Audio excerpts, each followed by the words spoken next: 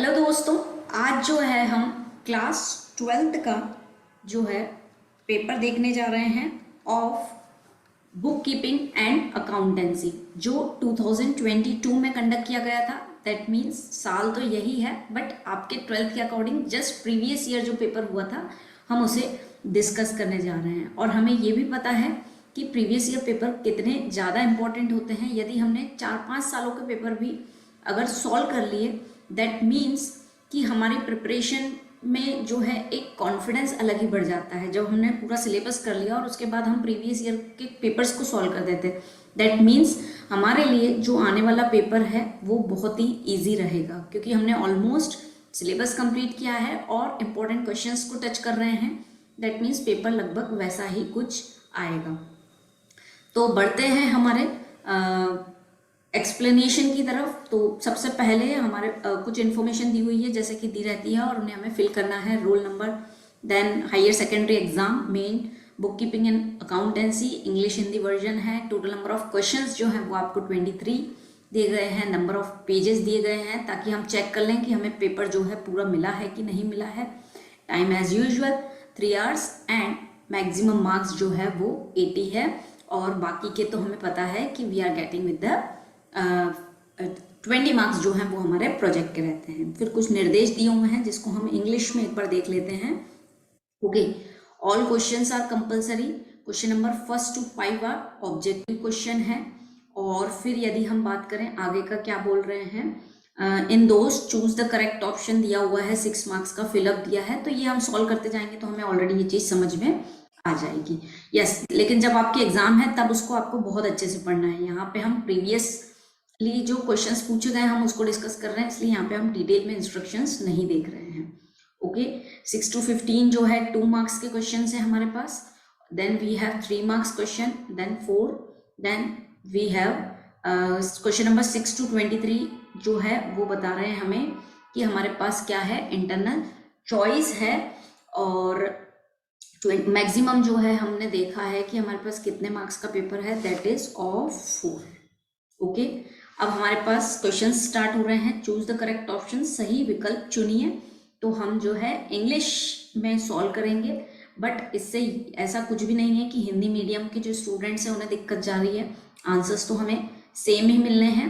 और यदि आपको मैं ऑलमोस्ट जो है उसकी वर्डिंग्स कुछ ऐसे लूँगी कि वो Hindi medium plus English medium दोनों के लिए ही कंफर्टेबल रहेगा।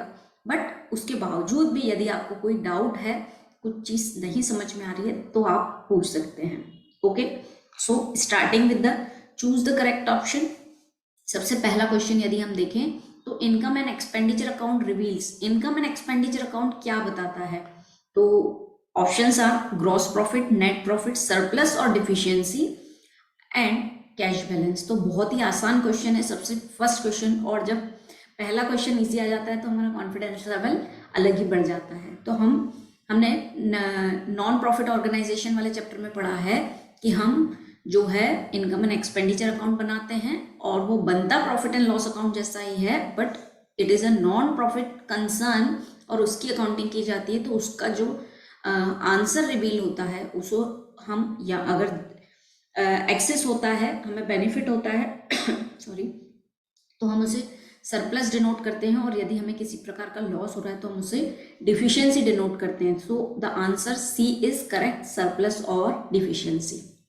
ठीक है, बढ़ते हैं हमारे सेकंड क्वेश्चन की तरफ। At the time of forfeiture of shares the share capital account is debited with. Yes, जब फॉरफीचर हुआ है शेयर्स का तो शेयर कैपिटल अकाउंट को हम डेबिट करते हैं डेफिनेटली। तो कौन सी वैल्यू से करेंगे आप? फेस वैल्यू से, पेड अप वैल्यू से, कॉल्ड अप अमाउंट से, कि इशूड अमाउंट से? यस स्टूडेंट्स, कैसे करेंगे हम? दिस विल बी अगेन, हमने ये देखा है कि जितने पैसे बुलवाए हैं यदि उसका ही पेमेंट नहीं किया जाता है तो उसे ही हम फॉरफिट करेंगे। Okay, so the called up amount will be the correct answer. Okay, फिर हम पढ़ते हैं next, the essential element of partnership is. Partnership का एसेंशियल एलिमेंट यानी फीचर क्या है? तो हम पूरा ऑप्शंस देख लेते हैं। To share the loss, to share loss and profit both, to share profit, to share the assets. तो हमने पार्टनरशिप के जो फीचर्स हैं, कैरेक्टरिस्टिक्स है, उसमें ये पढ़ा था कि पार्टनरशिप में जो है पार्टनर्स का प्रॉफिट शेयर करना कंपलसरी है, लॉस वो शेयर करते हैं नहीं करते हैं, that depends upon the agreement, लेकिन to share the profit is compulsory. Okay, so option C is correct. फिर हम बात करें cash flow statement is related to, कौन सा अकाउंटिंग स्टैंडर्ड जो है हमारे कैश फ्लो स्टेटमेंट में अप्लाई होता है। वन ऑफ द हम कह सकते हैं कि ये जो है एक तरीके का इम्पॉर्टेंट क्वेश्चन है। तो अकाउंटिंग स्टैंडर्ड जो है वो डील करता है 3 से। So accounting standard 3 is related with the cash flow statement. Okay, फिर हम बात करें which of the following is not a tool of analysis of financial statement. Financial statement को एनालिसिस करने के लिए कौन सा इसमें से टूल नहीं है। ओके, तो trial balance, ratio analysis, comparative statement and common size statement. तो हमने फाइनेंशियल स्टेटमेंट एनालिसिस वाले चैप्टर में हमने देखा है कि हमारे पास अलग अलग टूल्स रहते हैं फाइनेंशियल स्टेटमेंट्स को चेक करने के लिए। तो हमने कंपैरेटिव पढ़ा है, कॉमन पढ़ा है, रेशियो एनालिसिस पढ़ा है, trial balance is different from all this, so this is the correct option. अब हम पढ़े हमारा last question of choose the correct option का। तो गुडविल क्या है? फ्लोटिंग एसेट है, फिक्स्ड एसेट है, टेंजिबल एसेट है कि फिक्टिशियस एसेट है? Yes, so goodwill is a fixed intangible asset. हमें पता है गुडविल एक तरीके की फिक्स्ड एसेट्स है एंड वो जो है इंटेंजिबल एसेट है। तो ये है हमारे चूज द करेक्ट आंसर, तो जो कि बहुत ही आसान है। यदि आप नॉर्मल प्रिपरेशन है आपकी तो बहुत आसानी से हम उसको सॉल्व कर सकते हैं। ओके, बढ़ते हैं हमारे नेक्स्ट सेशन पे। यस, स्टार्ट करें यदि हम फिलिंग द ब्लैंक से।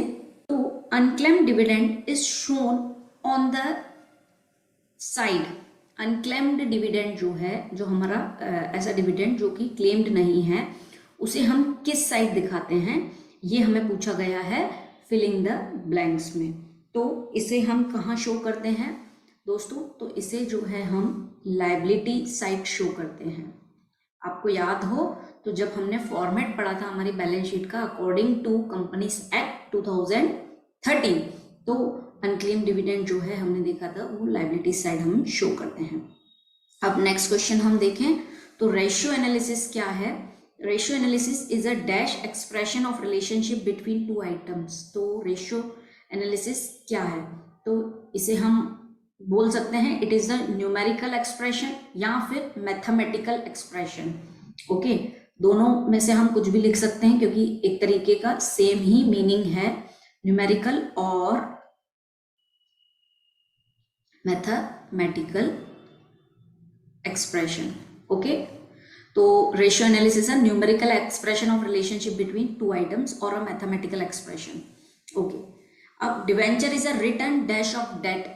तो जब भी हम डिवेंचर्स की मीनिंग पढ़ते हैं तो हमें ये first line as a debenture की मिलती है कि डिवेंचर क्या है एक तरीके का। तो डिवेंचर जो है एक तरीके का हम बोल सकते हैं इट इज अ डॉक्यूमेंट, है ना, या फिर इट इज एन एक्नॉलेजमेंट। दोनों चीजें हम लिख सकते हैं। तो ये डॉक्यूमेंट भी लिख सकते हैं आप एंड या फिर एक्नॉलेजमेंट, है ना। यूजली ये दो वर्ड्स जो हैं हमें दिखते हैं जब हम डिबेंचर्स के बारे में पढ़ते हैं। तो डिबेंचर्स है document of a debt, debt के बारे में आपको बताता है, या तो एक्नॉलेजमेंट, यानी एक तरीके का आपको एक्नॉलेज करता है कि उसमें क्या है। Okay, notice of forfeiture is dash before forfeiture of shares. Okay, आप जो फॉरफीचर का नोटिस है वो before the forfeiture of shares के पहले क्या है, नोटिस देना जरूरी होता है कि नहीं होता है? तो definitely notice of forfeiture of share is compulsory, जरूरी रहता है। ओके, अब हम नेक्स्ट को अगर देखें तो security premium is dash nature of profit. किस तरीके का प्रॉफिट है? कैपिटल नेचर का है कि रेवेन्यू नेचर का है? Yes, so it is a capital nature profit. Okay, ये इसका आंसर है, security premium is capital nature profit. फिर हम बढ़े हमारे 6th क्वेश्चन की तरफ। तो receipt and payment account is a summary of dash transaction. जो रिसिप्ट एंड पेमेंट अकाउंट बनाते हैं वो किसकी समरी है? तो definitely it is the summary of cash transaction, हमने अकाउंट्स बनाए हुए हैं उसके। ओके, फिर income and expenditure account is a dash account. Income expenditure account किस तरीके का अकाउंट है? Yes, it is again nominal type of account, क्योंकि इसमें क्या रहता है, आपके एक्सपेंसेस और आपकी जो इनकम है वो लिखी जाती है। तो this is a kind of nominal account. ठीक है, पहले आपको किस तरीके से क्वेश्चन पेपर को सॉल्व करना है, जस्ट अ लिटिल सजेशन, ताकि आपकी प्रिपरेशन जो है वो बेहतर हो। तो दोस्तों आपको क्या करना है, जब मैं एक्सप्लेन करना स्टार्ट कर रही हूँ फिलिंग द ब्लैंक्स, आप पहले वहाँ पॉज कर दीजिए, खुद से उसको सॉल्व करने की कोशिश कीजिए, क्योंकि आपने ऑलमोस्ट सिलेबस आपका एंड पे है ना। तो इस चीज़ को आप खुद से पहले लिखिए कि आपके हिसाब से क्या आंसर आ रहा है। डेफिनेटली आपको वो चीज़ समझ में आ जाएगी, और जब आपके आंसर कंप्लीट हो जाए फिर जो है आप उसको वीडियो को रन कर सकते हैं और उसको देख सकते हैं कि what is the correct answer. Okay, match the column को यदि हम डिस्कस करें तो फर्स्ट पेमेंट आफ्टर डिसोल्यूशन, तो हम बी वाले ऑप्शन सभी पढ़ लेते हैं तो कहीं ना कहीं हमें आंसर मिल जाएगा।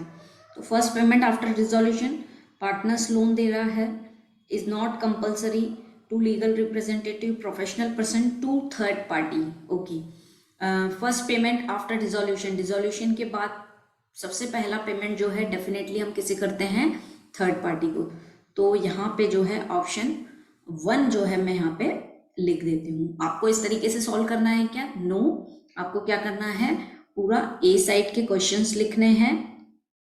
ओके, इस तरीके से, और उसका करेक्ट आंसर जो है उसके सामने लिखना है, जो भी उसका करेक्ट आंसर होगा, जैसे यहाँ पे थर्ड पार्टी है। ओके, तो इस तरीके से हम सॉल्व करेंगे। Next, on the death of a partner his share is paid, partner की डेथ पे जो है उसका शेयर किसको दिया जाता है? तो डेफिनेटली हमने ऑप्शन पढ़ा था कि उसके लीगल रिप्रेजेंटेटिव को दिया जाता है यदि पार्टनर की डेथ हो गई है तो। ओके, अब internal liability of the firm, firm की इंटरनल लायबिलिटी क्या है? पार्टनर्स लोन है कि is not compulsory, professional person, bank loan. तो बैंक लोन तो हमने देखा एक्सटर्नल लायबिलिटी होती है, तो partners loan is the internal liability. और हमें उसके बाद वाला आंसर भी मिल गया है कि एक्सटर्नल लायबिलिटी क्या होती है, that is bank loan. Okay, preparation of partnership deed is not compulsory, partnership deed को बनाना जो है कंपल्सरी नहीं रहता है। और लास्ट ऑप्शन जो है डॉक्टर का, तो डॉक्टर जो है क्या है, प्रोफेशनल पर्सन है, so 6th will be the answer. ठीक है, ये हो गए हमारे filling the blanks and match the column. अब यदि हम बढ़े हमारे नेक्स्ट स्लाइड की तरफ, तो हमें आंसर देना है 1 वर्ड में या सेंटेंस में। तो हम पढ़ते हैं, इनकम एक्सपेंडिचर इस account is prepared with the help of. Income expenditure account हम किसकी मदद से बनाते हैं?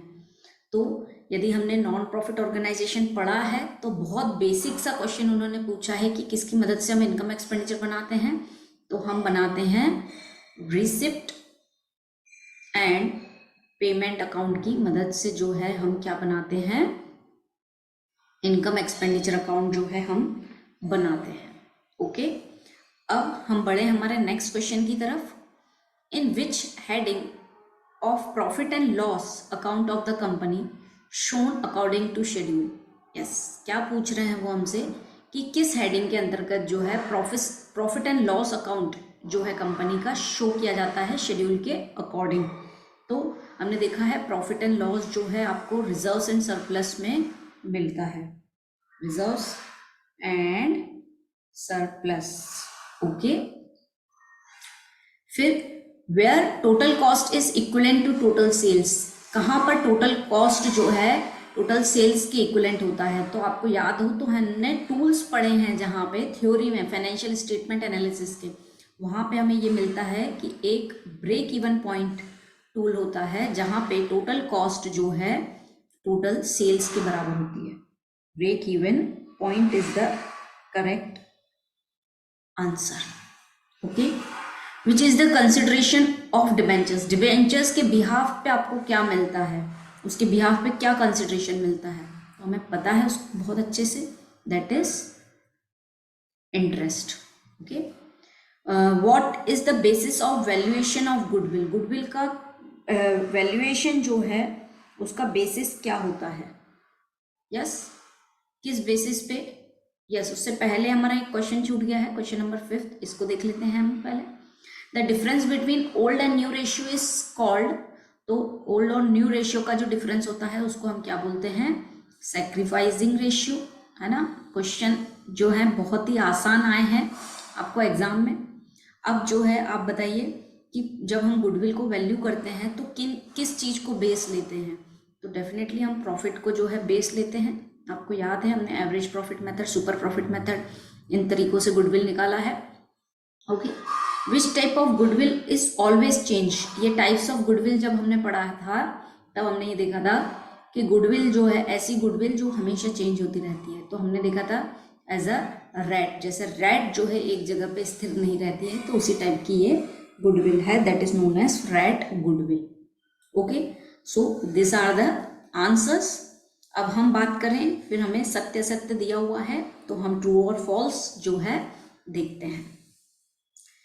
It is not necessary to show the authorised capital in balance sheet of the company, क्या ये जरूरी नहीं है कि हम ऑथोराइज्ड कैपिटल को बैलेंस शीट में नहीं दिखाएं, तो ये जो है आपका हो जाएगा दोस्तों फॉल्स, क्योंकि हमें ऑथोराइज्ड कैपिटल को बैलेंस शीट में शो करना रहता है और जस्ट हम नाम लिखते हैं, अमाउंट लिखते हैं और उसको हम लाइन से क्लोज कर देते हैं, तो दिखाना तो नेसेसरी है। Okay, financial analysis is used only by the creditors, तो बिल्कुल भी नहीं है ये। फाइनेंशियल एनालिसिस क्या क्रेडिटर्स यूज करते हैं, no not at all. Comparative statements are the form of horizontal analysis, क्या कंपैरेटिव जो है वो हॉरिजॉन्टल बेसिस पे बनता है, डेफिनेटली वो जो है हॉरिजॉन्टल बेसिस पे बनता है। Mortgage debentures are called secured debentures, क्या मॉर्गेज डिबेंचर्स को सिक्योर्ड डिबेंचर्स कहा जाएगा क्या, तो क्या होते हैं मॉर्गेज डिबेंचर्स, जिसके बिहाफ पे कोई एसेट जो है वो गिरवी रखी गई है, तो definitely they are the secured debentures. अब बढ़े हम हमारे 5th, the right of surrender of shares is enjoyed by shareholders, क्या शेयर होल्डर जब अपना शेयर्स जो है सरेंडर करते हैं तो उसके राइट्स जो है वो एंजॉय करते हैं, तो definitely they are enjoying that there right. Okay, अब last, partnership agreement is always in writing, क्या पार्टनरशिप एग्रीमेंट रिटर्न में ही होता है, तो हमने उसके कैरेक्टरिस्टिक्स में, सिंपल फीचर्स में हमने ये देखा है कि पार्टनरशिप एग्रीमेंट जो है ओरल भी हो सकता है और रिटर्न भी हो सकता है, तो उस हिसाब से फिर ये क्या हो गया, दिस विल बी फॉल्स। तो यहाँ पर हमने हमारे ऑब्जेक्टिव्स देखे, चूज द करेक्ट आंसर हमने चेक कर लिया, फिर जो है हमने देख लिया कि filling the blanks, then match the column, फिर वन वर्ड में हमने देखा क्या आंसर्स हो सकते हैं और ट्रू एंड फॉल्स। तो यहाँ पे जो है हमारे ऑब्जेक्टिव्स जो है वो खत्म होते हैं, तो हम बढ़ते हैं हमारे नेक्स्ट स्लाइड की तरफ। ओके, यस, अब हमारे मेन क्वेश्चंस चालू होते हैं और यहाँ पे आपको नंबरिंग भी दी हुई है। So we are starting with question number 6। यहाँ पे आपसे पूछा गया है write examples of non trading organisation any 4। अब 2 मार्क्स का क्वेश्चन है, सिंपल से नॉन ट्रेडिंग ऑर्गेनाइजेशन के क्या एग्जाम्पल हो सकते हैं, तो there can be many examples. तो हम अगर लिखना चाहें तो इट कैन बी स्पोर्ट्स, कोई क्लब हो सकता है, जैसे हमने देखा रोटरी क्लब हो गया, लायंस क्लब हो गया, कोई जिम जो है हम बोल सकते हैं, सॉरी इट इज एम, जो है एक तरीके का नॉन ट्रेडिंग ऑर्गेनाइजेशन है। लाइब्रेरी जो है आपकी नॉन ट्रेडिंग ऑर्गेनाइजेशन है।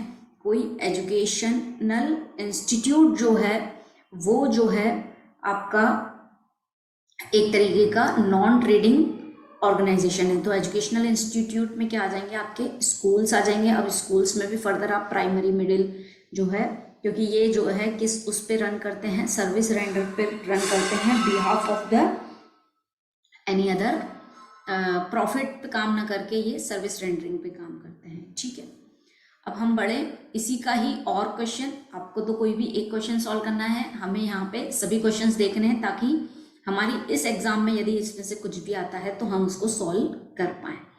तो what is meant bye receipt and payment account. अब रिसिप्ट एंड पेमेंट अकाउंट क्या है? तो दोस्तों it is receipt and payment account is simply account, हाँ हम बिल्कुल ये लिखेंगे कि इट इज एन अकाउंट जिसमें जो है आप क्या लिखते हैं। यहाँ पे मैं शॉर्ट में आपको थ्योरेटिकली एक्सप्लेन कर रही हूँ, 2 मार्क्स का है, जिसमें आप कैश ट्रांजेक्शन्स को एंटर करते हैं। कैश ट्रांजेक्शन्स में क्या आ जाएगा, what are the cash receipts and cash payment. Cash receipts को हम क्या करते हैं, डेबिट करते हैं, और कैश पेमेंट को हम क्रेडिट करते हैं, और लास्ट में हमें जो है एक बैलेंस के रूप में कि हमारे पास कैश कितना है वो हमें मिल जाता है। ओके, और यदि हम बात करें कि रिसिप्ट एंड पेमेंट क्या है, तो जैसे मैंने बोला एक कैश ट्रांजैक्शन है, या हम बोल सकते हैं कि एक तरीके की कैश ट्रांजैक्शन की क्या है, समरी है। किस टाइप का अकाउंट है, आपको ऑब्जेक्टिव्स में भी आ सकता है। तो receipt and payment is the real account, है ना, उसका नेचर जो है रियल अकाउंट है। ओके, तो जिसमें जो है आप cash receipt and cash payment लिखते हैं।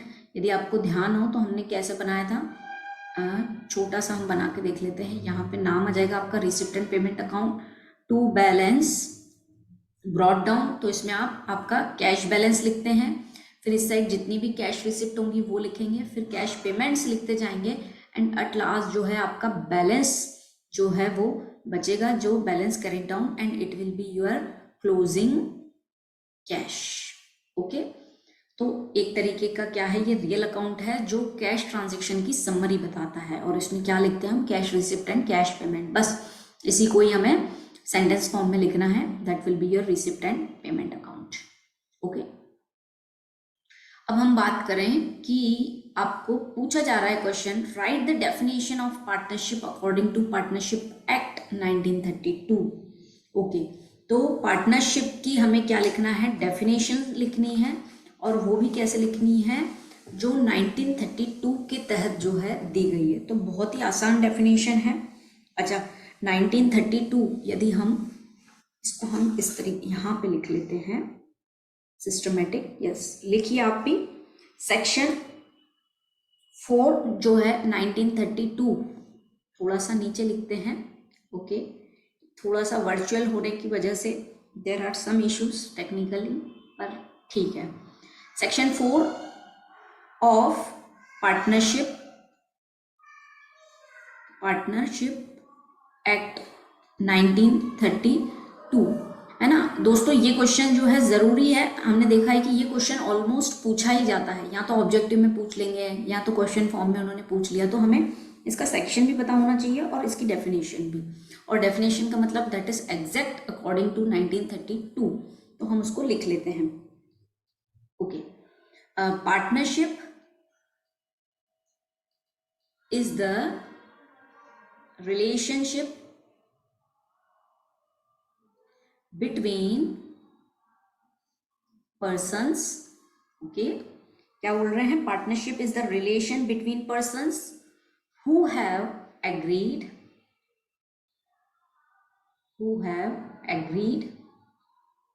to share profits of a business। लिखते जाइए आप मेरे साथ, business carried on by all or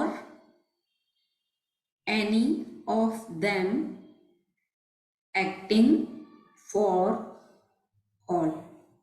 ठीक है, एक बार हम पढ़ लेते हैं उसको। Partnership is the relation between persons who have agreed to share profits of a business carried on by all or any of them acting for all.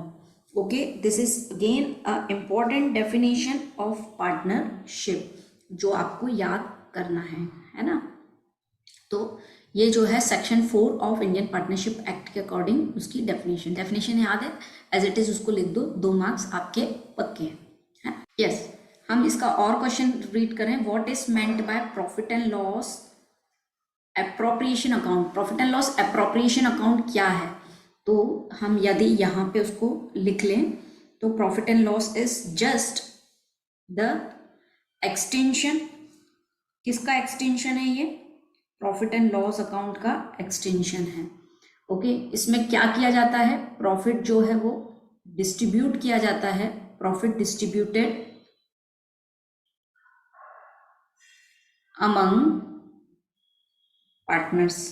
Okay, अब partners के बीच में जो है प्रॉफिट डिस्ट्रीब्यूट किया जाता है, और इसमें जो है नेसेसरी एडजस्टमेंट भी किए जाते हैं पार्टनर्स के आइटम्स को लेके। दैट मीन्स पार्टनर की सैलरी हो गई, या कमीशन हो गया, या इंटरेस्ट ऑन कैपिटल हो गया। ये जब एडजस्टमेंट जो है, दैट मीन्स ये सब आइटम्स जो हैं उसमें हम लिखते हैं interest on capital and drawings. ठीक है, इसमें एक चीज और है दोस्तों कि profit and loss appropriation account जो है किस टाइप का अकाउंट है, so it is an nominal account. ये जो है एक तरीके का नॉमिनल अकाउंट है। तो 2 मार्क्स में इतना सफिशिएंट है लिखना, आपको पर्याप्त मार्क्स मिल जाएंगे, और 2 मार्क्स में हमें स्ट्रेट फॉरवर्ड जो पूछा है वही लिखना है। ओके, तो बढ़ते हैं अब हम हमारे नेक्स्ट क्वेश्चन की तरफ। Yes, right any 2 characteristics of goodwill. आपको गुडविल की कोई 2 कैरेक्टरिस्टिक्स लिखनी है। आसान है बहुत ही क्वेश्चन। ओके, बहुत सिंपल क्वेश्चन पूछा है कि गुडविल की एनी 2 कैरेक्टरिस्टिक्स। तो गुडविल जो है क्या है, सबसे पहले तो एक फिक्स्ड एसेट्स है। आपको ऐसा लिखना है क्या, एफ एंड ए, नो, आपको पूरी स्पेलिंग लिखना है फिक्स्ड एसेट्स की। ओके, फिर सेकंड अगर देखें तो it is an intangible asset, वो एक तरीके की इनटेंजिबल एसेट है, इसको हम गुडविल को हम छू नहीं सकते हैं। ओके, देख सकते हैं क्या, नहीं देख सकते हैं। Okay, it is a saleable asset, ये इसको जो है हम सेल कर सकते हैं। ओके, और it is a kind of saleable asset. ये हो गई हमारी 2 ही कैरेक्टरिस्टिक्स लिखनी थी, हमने 3 बना ली है। और क्या लिख सकते हैं, यस, गुडविल पे जो है डेप्रिसिएशन चार्ज होता है क्या, नहीं होता है, तो 1 पॉइंट आप वो बना लीजिए, no depreciation is charged on goodwill. तो ये हो गई आपकी फीचर्स ऑफ गुडविल या कैरेक्टरिस्टिक्स ऑफ गुडविल। अब जो है नेक्स्ट क्वेश्चन की बात करें, what are the main rights acquired by new partner. नए पार्टनर के द्वारा कौन से राइट्स उसके जो है एक्वायर किए जाते हैं। तो 2 मार्क्स का क्वेश्चन है, अगेन हम कोई 2 पॉइंट्स लिख लें। तो जो है उसका राइट होता है, किस पे राइट होगा उसका, इन फर्म्स प्रॉपर्टी, क्योंकि वो जो है अब पार्टनर बन चुका है। पार्टनर किस वे में बना होगा, उसने क्या किया होगा, कैपिटल कंट्रीब्यूट किया होगा, और कैपिटल कंट्रीब्यूट किया है तो इसलिए जो है उसका राइट जो है फर्म की प्रॉपर्टी पे है ना। और दूसरा हक उसका किस चीज पे हो सकता है, फर्म की प्रॉपर्टी पे तो है ही है, और फर्म के प्रॉफिट पे भी उसका राइट होगा, क्योंकि उसने कैपिटल कंट्रीब्यूट किया है अपनी स्किल्स का यूज करके, या जिन भी चीज़ों से, या उनका, और प्रॉफिट भी कितना, उनके एग्रीमेंट के ऊपर ये चीज़ डिपेंड करेगी कि उनका एग्रीमेंट क्या है, म्यूचुअल एग्रीमेंट के बेस पे, है ना। तो 2 मार्क्स का क्वेश्चन है, 2 राइट्स पर्याप्त है कि फर्म की प्रॉपर्टी पे जो है उसका अधिकार है, उसका राइट है, बिकॉज उसने कैपिटल कंट्रीब्यूट किया है, और दूसरा फर्म के प्रॉफिट पे भी उसका राइट है, and the profit depends upon its mutual agreement. Okay, अब आपसे पूछा है नेक्स्ट क्वेश्चन, 9th क्वेश्चन को हम सॉल्व करें। तो what is meant by expulsion of a partner. Partner के एक्सपल्शन से आप क्या समझते हैं। ओके, अब पार्टनर का एक्सपल्शन यानी एक तरीके से पार्टनर को क्या हो गया है, आपने क्या कर दिया है, उसको निकाल दिया गया है। तो इसका मतलब ही ये होता है, हम जो है उसको लिख लेते हैं, yes, removal. Here it is question number 9, और इसमें हम देख रहे हैं एक्सपल्शन ऑफ अ पार्टनर। अब इसमें क्या है, क्या करते हैं, एक्सपल्शन का मतलब removal of partner from firm से उसे निकाल दिया जाता है। किस कारण से निकालेंगे? उसने कुछ किया होगा, मे बी इन द कॉन्ट्रावेशन और he went against the agreement के अगेंस्ट होने के कारण। ओके, और इनको आप ऐसे ही निकाल सकते हो क्या? No, by passing resolution pass करके जो है आप जो है पार्टनर को निकाल सकते हैं। रिजोल्यूशन कौन पास करेगा? बाय द बोर्ड कमेटी और द बाकी मेजोरिटी ऑफ द पार्टनर्स जो हैं। अगर बोर्ड कमेटी नहीं है आपके बिजनेस में, देन जो है मेजोरिटी ऑफ द पार्टनर्स यानी सभी पार्टनर्स जो हैं रिजोल्यूशन पास करके जो है उसको पार्टनर को निकाल सकते हैं। Okay, so this is the thing. अब जो है इसी का ही यदि हम और क्वेश्चन देखें, 9th का ही और क्वेश्चन क्या पूछ रहे हैं? What is meant bye gaining ratio. Gaining ratio क्या होता है? तो हमारे पास दो टाइप के रेशियोज रहते हैं, सैक्रिफाइसिंग एंड गेनिंग। तो जब कोई पार्टनर अपना हिस्सा छोड़ता है, ओके, या तो रिटायरमेंट के समय हो सकता है, या प्रॉफिट रेशियो जो है चेंज हो रहा है उनका, प्रॉफिट शेयरिंग रेशियो, उस समय भी हो सकता है कि एक पार्टनर लीव करता है अपना शेयर, तो दूसरा पार्टनर जो है उसी को ही क्या करेगा? गेन करेगा। और इसके लिए हमारे पास एक फॉर्मूला था, gaining ratio equals to new ratio. जो आपका नया रेशियो है उसमें से आपका पुराना वाला रेशियो जो है अगर हम हटा देंगे तो आपका गेनिंग रेशियो आ जाएगा। और सेम यही क्वेश्चन आ जाता है, यहाँ गेनिंग आता है या सैक्रिफाइसिंग। अगर सैक्रिफाइसिंग आ जाएगा तो आपको पता है क्या करोगे आप? इसी का ही अपोजिट कर दोगे, ओल्ड रेशियो में से न्यू को माइनस कर दोगे। डेफिनेटली जब कोई पार्टनर आ रहा है, जा रहा है, या प्रॉफिट शेयरिंग रेशियो जो है वो चेंज हो रहा है, एक प्रकार से रिकॉन्स्टिट्यूट हो रही है आपकी फर्म, तो रेशियो पे इम्पैक्ट आएगा। तो कोई पार्टनर का रेशियो बढ़ेगा, देन दैट मीन्स कि वो गेन कर रहा है। और ऐसा भी हो सकता है किसी पार्टनर का रेशियो जो है वो डिडक्ट हो रहा है, तो that will be sacrificing ratio. तो ये सेम ही समय ये चीज होगी, तो it is a gaining and sacrificing ratio. तो इस तरीके से हम उसको लिख सकते हैं।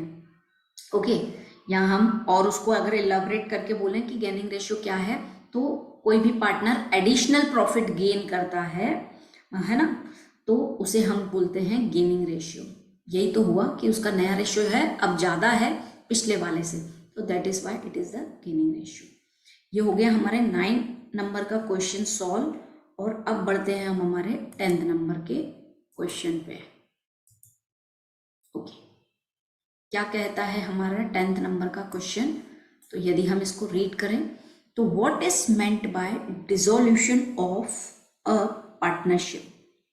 ओके, डिसोल्यूशन ऑफ पार्टनरशिप से आप क्या समझते हैं? Dissolution of partnership that is discontinue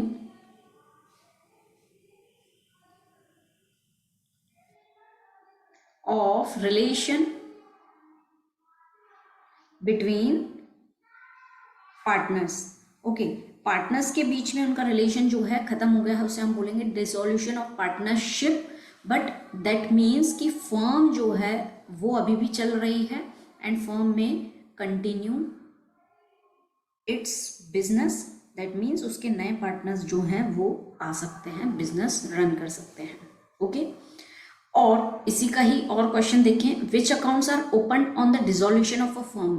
दो क्वेश्चंस हैं, एक डिसोल्यूशन ऑफ पार्टनरशिप, इसमें पार्टनर्स के रिलेशन के बीच में डिसकंटिन्यूएंस हो जाता है, लेकिन डिसोल्यूशन ऑफ फर्म बोला है, दैट मीन्स आपकी फर्म ही जो है वो क्या हो गई है?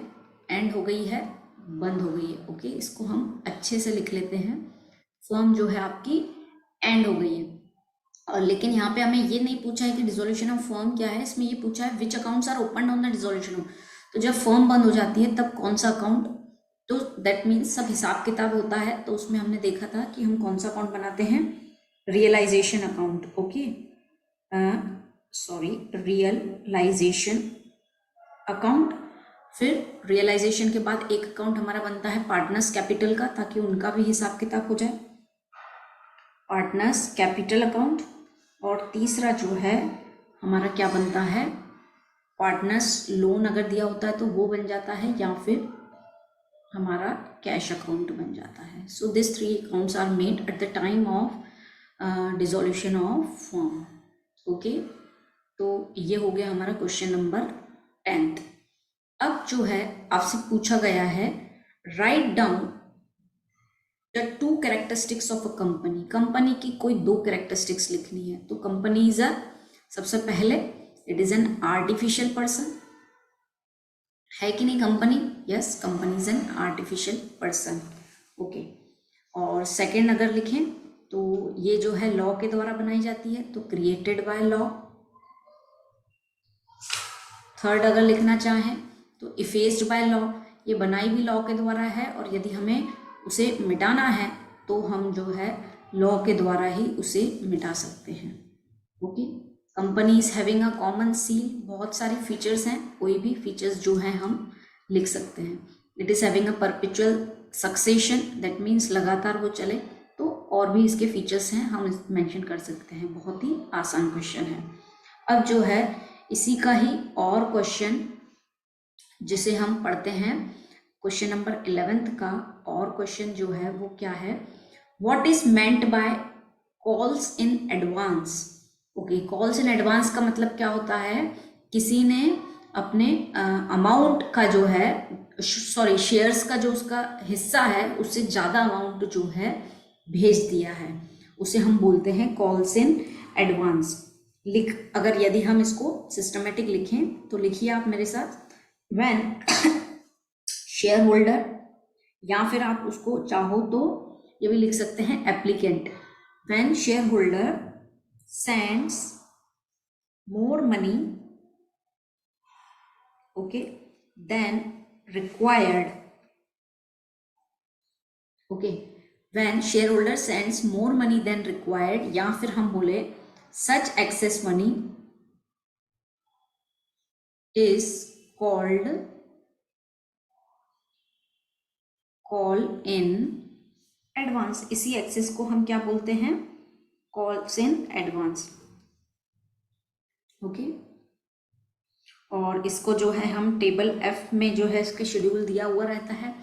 कॉल्स इन एडवांस की एंट्री अगर देखें तो डेफिनेटली जब आपके पास पैसा आता है तो आप बैंक अकाउंट डेबिट और जो भी इंस्टॉलमेंट होगी वो नाम लिख देंगे टू कॉल्स इन एडवांस, है ना। जो इंस्टॉलमेंट आनी होगी वो तो आई होगी, उसके साथ आपके पास एक्स्ट्रा अमाउंट आया है, उसको आप कॉल्स इन एडवांस के नाम से शो कर रहे हैं। अब इसको आप फ्यूचर में एडजस्ट करेंगे किसी दूसरे इंस्टॉलमेंट में, तो तब जो है ये कॉल्स इन एडवांस जो है आपका क्या हो जाएगा, डेबिट हो जाएगा, और जो भी आपकी बाकी की इंस्टॉलमेंट रहेगी उसके बिहाफ पे, है ना। फॉर एग्जाम्पल फाइनल कॉल है तो यहाँ पे शेयर फाइनल कॉल हो जाएगा। ओके, तो इस तरीके से कॉल्स इन एडवांस का जो है एडजस्टमेंट किया जाता है। तो हमने देखा क्वेश्चन नंबर 11th, और अब जो है हम देखते हैं क्वेश्चन नंबर हमारा 12th। ओके, अब यहाँ पे आपसे पूछ रहे हैं right any 2 characteristics of equity shares. Equity shares की 2 कैरेक्टरिस्टिक्स लिखनी है, और अभी भी 2 नंबर का ही क्वेश्चन है। ओके, और उसी का ही और क्वेश्चन की यदि हम बात करें तो right the effect of forfeiture of shares on share holder. 2 question है, जो भी आपको अच्छे लगे। तो डेफिनेटली इक्विटी शेयर्स जो है आसान क्वेश्चन है आपके पास, तो equity share holders, sorry equity shares, तो इक्विटी शेयर्स की यदि हम 2 फीचर्स लिखें तो इक्विटी शेयर्स के बिहाफ पे जो है डिविडेंड मिलता है।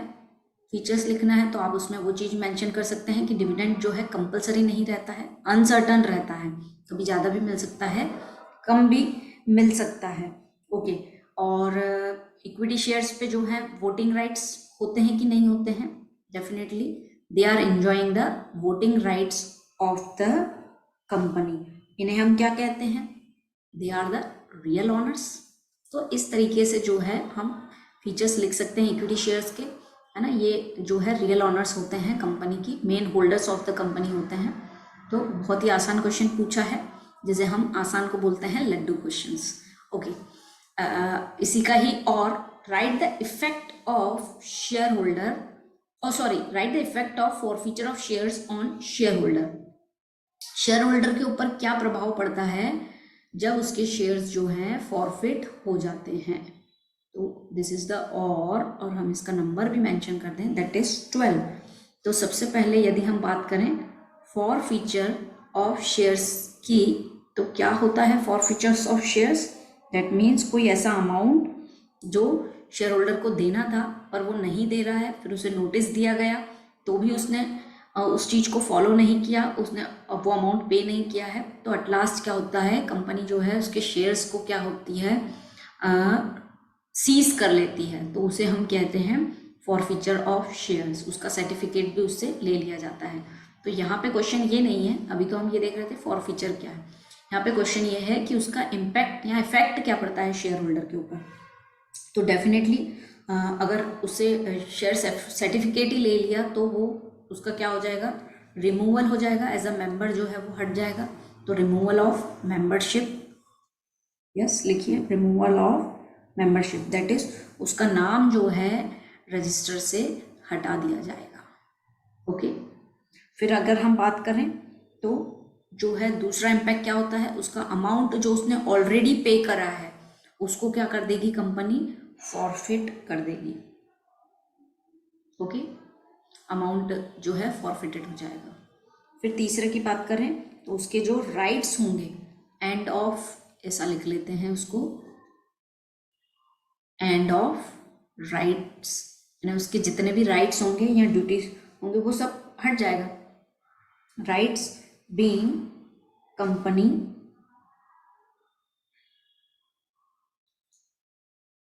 Ends of rights being companies share holder, share holder का हक जो है उससे छीन लिया जाएगा। इस तरीके से हम लिख सकते हैं effect of forfeiture of shares on share holders. ठीक है, आसान है, बहुत मुश्किल नहीं है ये क्वेश्चन।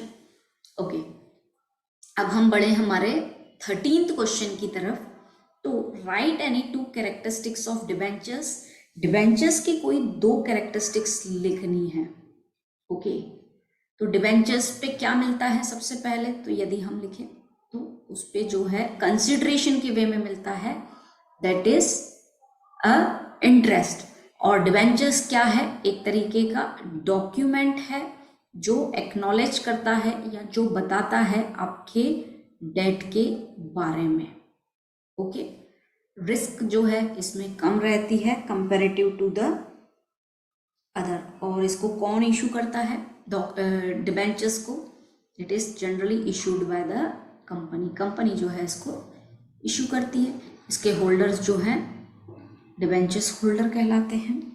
ओके, यदि जैसे हमने बात की थी अभी इक्विटी शेयर्स की, हम they are having voting rights, तो क्या डिबेंचर होल्डर को वोटिंग राइट्स रहते हैं क्या? No, no voting rights are been enjoyed by this debenture holder, no voting rights. ठीक है, तो ये हो गया आपका 13th क्वेश्चन। और अब हम 13th का ही यदि और को सॉल्व करें तो क्वेश्चन नंबर 13th का और, okay, so what is meant by irredeemable debentures, irredeemable debentures का मतलब क्या होता है? Okay, irredeemable debentures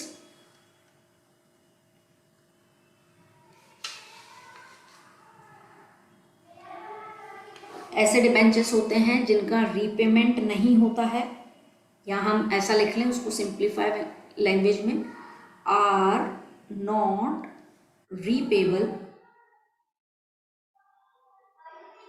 during life time of company, company की लाइफ टाइम में जो है इसका रीपेमेंट नहीं होता है। ओके, तो इस कब इसका रीपेमेंट होगा? Eight the time of liquidation. ठीक है, आपको सिस्टमेटिक करके उसको लिखना है ना, हम यहाँ पे सिर्फ पॉइंट्स डिस्कस कर रहे हैं। लिक्विडेशन के समय जो है इसका रीपेमेंट होता है, तो इसलिए इसको क्या कहा जाता है? परपेचुअल डिबेंचर्स भी कहा जाता है, जो लगातार चलते हैं। और इंडिया में जो है ये बिल्कुल भी पॉपुलर नहीं है। तो this are meant by irredeemable debentures. Okay, अब हम बढ़े, हमारा 13 क्वेश्चन हो गया है। अब हम देखते हैं हमारा 14th question. Right any two limitations of financial statement. Financial statement की हमें बुराई करना है, तो फाइनेंशियल स्टेटमेंट जो है एक तरीके से कन्वेंशंस या प्रिंसिपल्स पे जो है बेस्ड रहता है। अब इसमें लिमिटेशंस क्यों बोल रहे हैं, क्योंकि ये प्रिंसिपल्स या जो कन्वेंशंस हैं ये जो है यूनिवर्सली एक्सेप्टेड नहीं है। कहाँ पे क्या चलता है, जैसे इंडिया में हम अकाउंटिंग स्टैंडर्ड यूज़ करते हैं, वहीं यदि हम अमेरिका की बात करें तो वहाँ पे जो है गैप यूज़ होता है, जनरल अकाउंटिंग एक्सेप्टेड प्रिंसिपल्स जो हैं वो यूज़ होते हैं। तो इस तरीके से ये इसका एक ड्रॉबैक है कि ये जो है प्रिंसिपल्स एंड कन्वेंशन के पे चलता है। और दूसरा यदि हम इस पे बात करें तो इसमें जो है फाइनेंशियल स्टेटमेंट में जो है नॉन मॉनेटरी जो आइटम्स हैं उन्हें इग्नोर किया जाता है। ओके, अब नॉन मॉनेटरी आइटम्स में इफिशिएंसी ऑफ वर्कर हम बोल सकते हैं, या फिर हम बोलें इन्फ्लेशन डिफ्लेशन, तो इनसे रिलेटेड जो है चीज़ें नहीं हो सकती हैं, है ना। किसी एम्प्लॉय की इफिशिएंसी वो कैसे मेजर करेंगे। Okay, so this are the things which are being ignored, और हमें ये 2 लिमिटेशंस लिखनी है, या फिर हम इसके अलावा हम और कुछ अगर लिखना चाहें तो ये जो है हिस्टोरिकल कॉस्ट पे डिपेंड करता है, तो ये भी एक इसकी लिमिटेशंस है, वहाँ पे जो है मार्केट वैल्यू को इग्नोर किया जाता है। ओके, अब हम बढ़े हमारे इसी के और के क्वेश्चन में। तो what is meant bye comparative financial statement. Comparative financial statement क्या है, तो इट इज अ स्टेटमेंट, लिखिए, it is a statement in which figures of 2 or more years are placed side by side for comparison। हम compare करते हैं किन्हीं 2 सालों के या उससे ज़्यादा के आइटम्स की फॉर कंपैरिजन, है ना। उसकी कंपैरिजन का पीछे रीज़न क्या होता है, ताकि हम जाने कि पिछला हमारा क्या रिकॉर्ड था, ओके, और इस बार क्या है। और इसको निकालने का एक वो भी हम इसको परसेंटेज में कैलकुलेट करते हैं। तो हम किस तरीके से निकालते हैं, परसेंटेज चेंज, कितना चेंज आया है हमारे प्रीवियस ईयर से इस साल में, तो हम इसको निकालते हैं कि जो एब्सोल्यूट चेंज है इन फिगर्स उसको हम यहाँ पे लिखते हैं, दैट मीन्स अमाउंट हम यहाँ पे लिखते हैं। फॉर एग्जाम्पल 10,000 से कोई आइटम जो है क्रेडिटर्स या डेटर्स किसी की भी बात करें, 10,000 से आपके डेटर्स जो हैं 12,000 हो गए, दैट मीन्स कितने इंक्रीज हो रहे हैं अमाउंट में, 2,000। तो एब्सोल्यूट चेंज यहाँ पे लिखोगे upon previous year, previous year में कितने थे वो लिखोगे। तो प्रीवियस ईयर में कितने थे 10,000 इनटू 100, तो आपका परसेंटेज में आंसर आ जाएगा 2000 डिवाइडेड बाय, ठीक है। तो इस तरीके से कंपैरेटिव फाइनेंशियल स्टेटमेंट एक तरीके का फाइनेंशियल स्टेटमेंट को एनालिसिस करने का टूल है, जिसमें हम कंपैरिजन करते हैं 2 या 2 से अधिक सालों के स्टेटमेंट्स को कि क्या इनकी कि क्या इनका पहले क्या आइटम्स थे और उनका क्या परफॉर्मेंस था और अब क्या है, ठीक है। That is comparative financial statement. तो ये हो गया हमारा क्वेश्चन नंबर 14 का, और this was the question number 14। Okay, अब हम बात करें हमारे क्वेश्चन नंबर 15 की। तो क्वेश्चन नंबर 15 को हम रीड कर लेते हैं एक बार। What is meant by current ratio. Again बहुत ही आसान question and we are saying it is a good question. Current ratio क्या है, तो ये एक तरीके का रिलेशन बताता है किसके बीच में, current assets and current liabilities के बीच में। दैट इज करंट एसेट्स कितने, excess of current assets over current liabilities, है ना,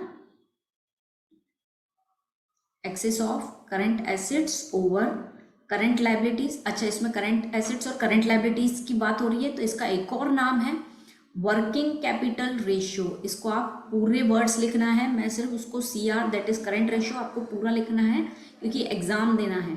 okay, so excess of current assets over current liabilities, और जिसे हम it is also known as working capital ratio.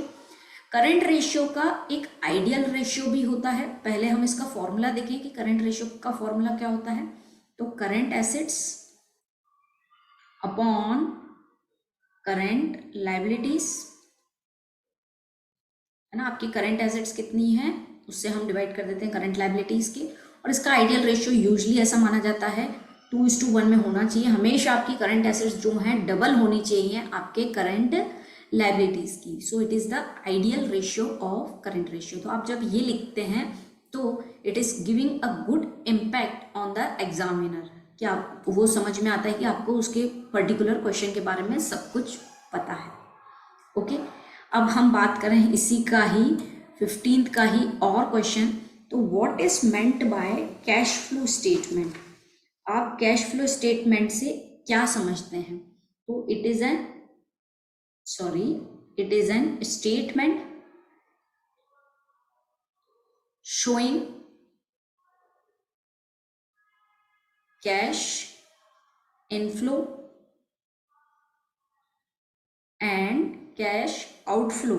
इसमें क्या होता है, cash inflow and cash outflow जो हो रहा है, inflow and outflow in the company, वो आप इसमें मेंशन करते हो।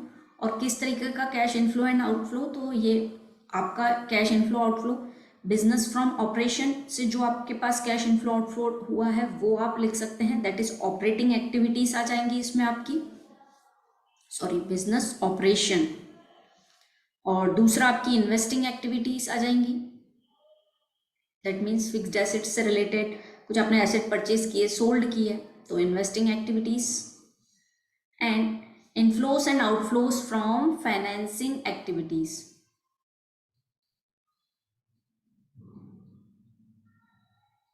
ठीक है, तो it is a cash flow statement. Yes, अभी हमने इसका एक ऑब्जेक्टिव सॉल्व किया था स्टार्टिंग में कैश फ्लो स्टेटमेंट का, तो it deals with accounting standard 3। और आपको यदि पता है तो उसको डेफिनेटली लिख के आइए। It is having a good impression on the examiner. जब एग्जामिनर चेक करता है और वो देखता है बच्चे को जो है अकाउंटिंग स्टैंडर्ड भी पता है, that means he is having a good knowledge regarding the subject. तो डेफिनेटली अगर आपको पता है तो आप लिखिए, या याद कर पा रहे हो तो आप डेफिनेटली उसको याद करिए। यस दोस्तों, क्वेश्चन नंबर 16 को हम रीड करें। तो right the characteristics of income and expenditure account. अब क्या होता है इनकम एंड एक्सपेंडिचर अकाउंट, पहले तो ये किनके द्वारा बनाया जाता है, तो it is prepared by non profit organisation या नॉन ट्रेडिंग ऑर्गेनाइजेशन, और it is just a summary of income and expenditure. एक तरीके की ये समरी होती है इनकम और एक्सपेंडिचर की। और जिस तरीके से प्रॉफिट एंड लॉस अकाउंट बनाया जाता है विद द ट्रेडिंग कंसर्न, उसी तरीके से एनपीओ जो ऑर्गेनाइजेशंस होती हैं वो इनकम एंड एक्सपेंडिचर अकाउंट बनाती हैं। ओके, जिसमें इनकम एंड एक्सपेंडिचर मेंशन रहते हैं। इसमें जो है हम रेवेन्यू नेचर के आइटम्स जो हैं वो लिखते हैं, दैट इज रेवेन्यू नेचर की इनकम, और एक्सपेंस जो है रेवेन्यू नेचर का होता है उसी को ही हम रिकॉर्ड करते हैं। और इसी का ही विपरीत अगर हम बात करें तो कैपिटल नेचर की आइटम्स जो है इसमें नहीं आते हैं। ओके, कैपिटल नेचर के that means purchase of fixed assets and all, ये चीजें इसमें नहीं आती है। और यदि हम देखें तो इनकम एंड एक्सपेंडिचर अकाउंट जो है किस तरीके का अकाउंट है, तो it is an nominal account. Nominal account क्या बताता है हमें, एक्सपेंसेस एंड इनकम के बारे में ही इंफॉर्मेशन देता है। और इसका जो है आंसर, जैसे प्रॉफिट एंड लॉस अकाउंट में हमें रिजल्ट में या तो प्रॉफिट या लॉस दिखाई देता है, तो वही इनकम एंड एक्सपेंडिचर अकाउंट में हमें सरप्लस या फिर डेफिशिएंसी जो है वह दिखाई देती है, जैसे कि हमने देखा था कि इसका एक ऑब्जेक्टिव भी हमने अभी सॉल्व किया था। So this are the character features of income and expenditure account. हमसे फीचर्स पूछा है तो हम ये चीज लिख सकते हैं, it is a summary of income and expenditure account. Revenue nature के आइटम्स जो हैं वो रिकॉर्ड होते हैं और इसमें रिजल्ट में जो है हमें सरप्लस एंड डिफिशिएंसी मिलती है। इस तरीके से हम उसको कैरेक्टरिस्टिक्स में लिख सकते हैं। यदि यही चीज हमें जो है what is the meaning of income and expenditure आ गया तो हम इसको जो है सेंटेंस फॉर्म में इस तरीके से लिख सकते हैं। अब इसी का ही और क्वेश्चन यदि हम देखें जो कि प्रैक्टिकल क्वेश्चन है, from the following information prepare receipt and payment account of dB club for the year ended 31 December 2018। Okay, हमें क्या बनाना है, रिसिप्ट एंड पेमेंट अकाउंट बनाना है और 31 दिसंबर 2018 को हमारे पास कुछ इन्फॉर्मेशन दी गई है। कैश बैलेंस ऑन 1 2018 यानी ओपनिंग कैश दी हुई है। फिर एंट्रेंस फीस ₹5,000, फिर ₹5,000 पेड सैलरी जो है 2,000 है, देन परचेस ऑफ बुक्स जो है 5,000 है, मिसलेनियस एक्सपेंसेस है 2,500। तो रिसिप्ट एंड पेमेंट अकाउंट में दोस्तों हम क्या करते हैं, सिंपली रिसिप्ट एक साइड रहती हैं और पेमेंट्स दूसरी साइड, एंड जस्ट बैलेंस निकलता है हमारे पास कैश का। तो हम इसको बना लेते हैं। तो सबसे पहले हम लिख लें receipts and payments account as on 31/12/2018। ठीक है, ये लिख ली हमने डेट, और यहाँ पे आपको स्केल से अच्छे से बनाना है। कहीं ना कहीं लाइंस जो हैं विदाउट स्केल जब हम बनाते हैं तो कुछ ऐसी बनती है, तो आपको जो है सिस्टमेटिकली बनाना है। This is just a virtual help हमें मिल जाती है टेक्नोलॉजी की मदद से, हम उसका यूज कर रहे हैं, अदरवाइज आपको और सिस्टमेटिक पेमेंट्स को बनाना है।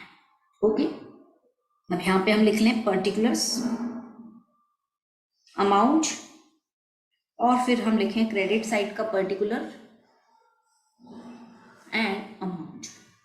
ओके, हमें पता है रिसिप्ट एंड पेमेंट साइड में रिसिप्ट की स्टार्टिंग जो होती है टू बैलेंस ब्रॉट डाउन, और इसमें जो है हमारा ओपनिंग कैश लिखते हैं। आपको ब्रैकेट में लिखने की बिल्कुल ज़रूरत नहीं है, हम यहाँ पे समझ रहे हैं, that is why I am writing here. तो यहाँ पे हम लिख दें 20,000। ओके, एंट्रेंस फीस ऑर्गेनाइजेशन को मिली होगी, so it will be receipt to entrance fees कितनी है, ₹5,000, तो ये हमने यहाँ लिख ली। ओके, अब आगे बढ़े। पेड सैलरी, तो सैलरी इज पेमेंट, तो बाय सैलरी, और कितना अमाउंट है, ₹2,000। फिर आ जाएगा परचेस ऑफ बुक, फिर ये एक तरीके से क्या है, हमारा पेमेंट है, तो बाय बुक्स परचेज्ड। ओके, तो ये कितना आ जाएगा, 5,000।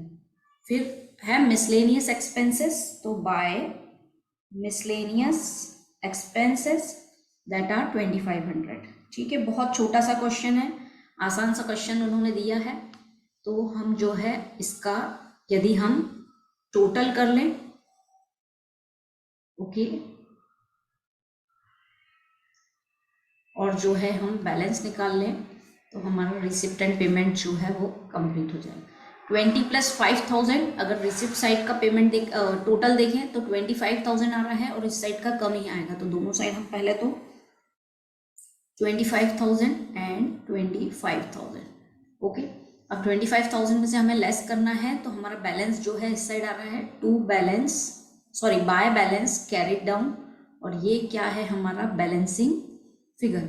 इसमें हमें लेस करना है 2,000 + 5,000 दैट इज 7,000, 7 + 2 9,500 जो है हमें लेस करने हैं 25,000 में से। तो लेस कर लेते हैं हम 9,500, तो ये हो गया 5, 14 में से 9 गया 5, and we have 15,500 as the result closing balance. ठीक है, तो इस तरीके से जो है आपका receipt and payment account create होगा। ओके, सो विद दिस हम जो है हमारे नेक्स्ट क्वेश्चन पे चलते हैं। 17th question, under what circumstances can a partner retire from a partnership firm. किन सर्कमस्टेंसेस में जो है पार्टनर रिटायर हो सकता है पार्टनरशिप फर्म से। ओके, तो लिखिए इसको आप सर्कमस्टेंसेस, या वो चीज तो आप जो है यहां से अंडरलाइन कर लेती हूँ मैं। Circumstances under which a partner can retire from a partnership firm, और उसमें आप डालिए नंबर 1। ओके, लिखते जाइए। कंसेंट, सबसे पहले उसे कंसेंट लेनी पड़ेगी। किन से कंसेंट लेनी पड़ेगी, रिमेनिंग पार्टनर्स से, ऑब्वियस सी बात है, रिटायर हो रहे हैं तो। ओके, देन सेकेंड पॉइंट अगर हम लिखें तो उन्हें जो है एक एक्सप्रेस एग्रीमेंट शो करना पड़ेगा कि I want to retire from a firm, तो एक्सप्रेस एग्रीमेंट जो है वो उन्हें बताना पड़ेगा। और थर्ड की यदि हम बात करें तो नोटिस देना पड़ेगा अगर पार्टनरशिप एट विल है ना। टाइप्स ऑफ पार्टनरशिप है, विल है, अपनी इच्छा से हो रहा है तो उन्हें एक नोटिस देना पड़ेगा कि I want to leave the firm, और जो भी उनका टर्म्स एंड कंडीशंस थे वो उसमें मेंशन कर सकते हैं beyond before the other partners, यहाँ रिमेनिंग पार्टनर्स के सामने। तो इस तरह ये जो है सर्कमस्टेंसेस है जब पार्टनर जो है फर्म से रिटायर हो सकता है। दैट मीन्स उसे कंसर्ट लेना पड़ेगा सभी पार्टनर से, उसे एग्रीमेंट शो करना पड़ेगा, express agreement that is written form में उसे शो करना पड़ेगा that I want to leave the firm due to different जो भी उसके रीजंस हैं उसको मेंशन करके, और नोटिस भी देना पड़ेगा यदि पार्टनरशिप एट विल है तो। अच्छा, नोटिस भी कैसा देना पड़ेगा? It may be in writing होना चाहिए, है ना। ठीक है, अब जो है हम बढ़ते हैं हमारे नेक्स्ट क्वेश्चन की तरफ। इसी का ही और क्वेश्चन पूछा है, write the difference between revaluation account and realisation account. Again it is one of the important question जो एग्जाम में अक्सर पूछा जाता है। ओके, तो आपको जो रिवैल्यूएशन और रियलाइजेशन अकाउंट बोला है तो सबसे पहले लिखने का पैटर्न, अगर यदि आप कोई अलग बुक भी रेफर करते हैं जिसमें revaluation and realisation account just difference लिखा हुआ है तो आपको उस तरीके से नहीं लिखना है। सबसे नाइस पैटर्न यही होता है कि हम जो है बेसिस ऑफ डिफरेंस लिखें सबसे पहले तो, ओके, फिर रिवैल्यूएशन जिनके बीच में हमें डिफरेंस क्रिएट करना है, revaluation account, and then comes realisation account. Okay, तो कितने मार्क्स का है? 3 मार्क्स का है, तो 3 डिफरेंसेस मेनली, अगर आप अच्छे डिफरेंसेस लिख रहे हैं तो 3 काफ़ी हैं। सेफ साइड चलना है then you should write 4 differences. अगर वो शेयर शॉर्ट पूरे सही है तो 3 मार्क की मार्किंग आपको पूरी की पूरी मिल जाती है। यूजली क्या होता है, हमने 3 लिखे हैं और कुछ ग्रामेटिकल एरर भी हो गया तो आधा नंबर एग्जामिनर काट लेता है, लेकिन जहां हमने 4 लिखे हैं और वो सही है तो आपको पूरे के पूरे नंबर जो है वो मिल जाते हैं। ओके, तो सबसे पहले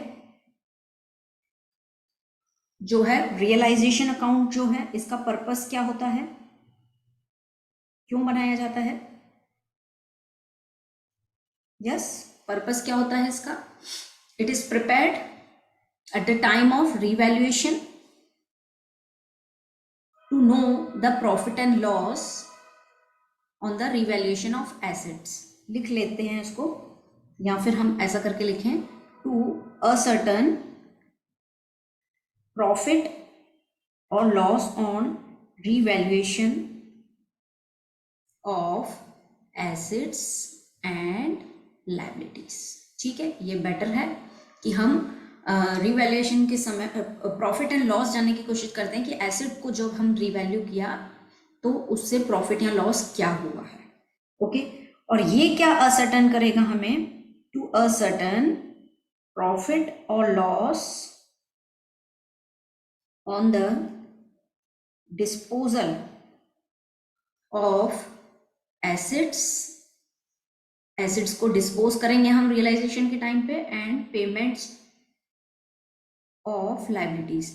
हम ये जानने की कोशिश करते हैं रियलाइजेशन अकाउंट में कि हमको कितना प्रॉफिट या लॉस हुआ है जब हमने पूरी एसेट सेल कर दी, डिस्पोज कर दी और लायबिलिटीज का पेमेंट कर दिया, तो उसके बाद भी हमें प्रॉफिट या लॉस हो रहा है क्या, नहीं हो रहा है ना। कब बनाया जाता है यदि हम बात करें, व्हेन इट इज प्रिपेयर्ड, तो ये जब फर्म का रिकॉन्स्टिट्यूशन हो रहा है, रिकॉन्स्टिट्यूशन यानी चेंज इन प्रॉफिट रेशियो, या फिर एडमिशन हो गया, ओके, देन रिटायरमेंट हो गया, तब जो है आप रिवैल्यूएशन अकाउंट बनाते हैं। और रियलाइजेशन अकाउंट कब बनता है? जब फर्म जो है डिसॉल्व हो रही है, डिसॉल्यूशन ऑफ फर्म के समय जो है हम बनाते हैं। ओके,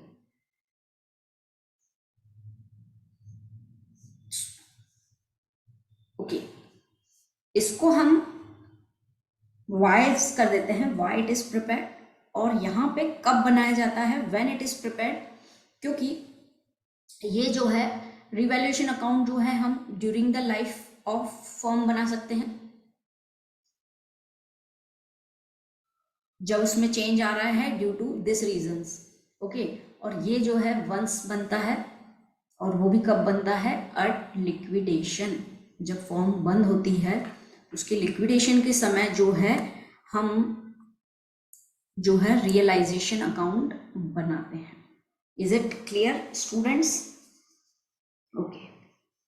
अब इसका जो बैलेंस आता है उसे हम कहाँ ट्रांसफर करते हैं? यदि हम for profit and loss account is transferred,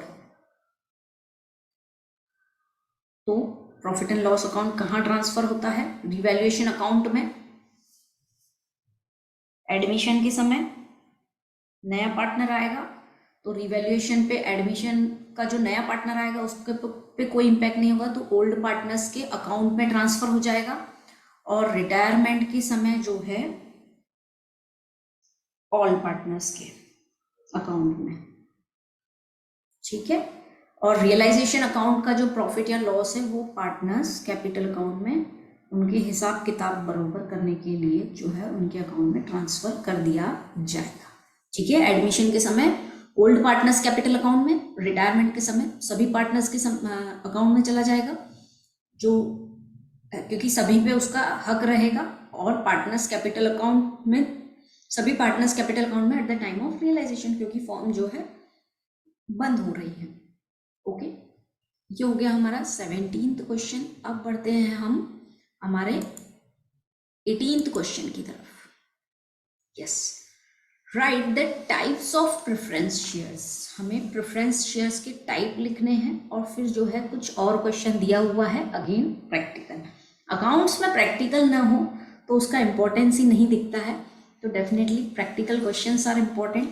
क्या आपको लगता है कि प्रैक्टिकल क्वेश्चंस आने चाहिए एग्जाम में? यस, डेफिनेटली आने चाहिए, क्योंकि वही तो है जो हमको ये बताता है कि हमारे कंसेप्ट्स कितने क्लियर हैं।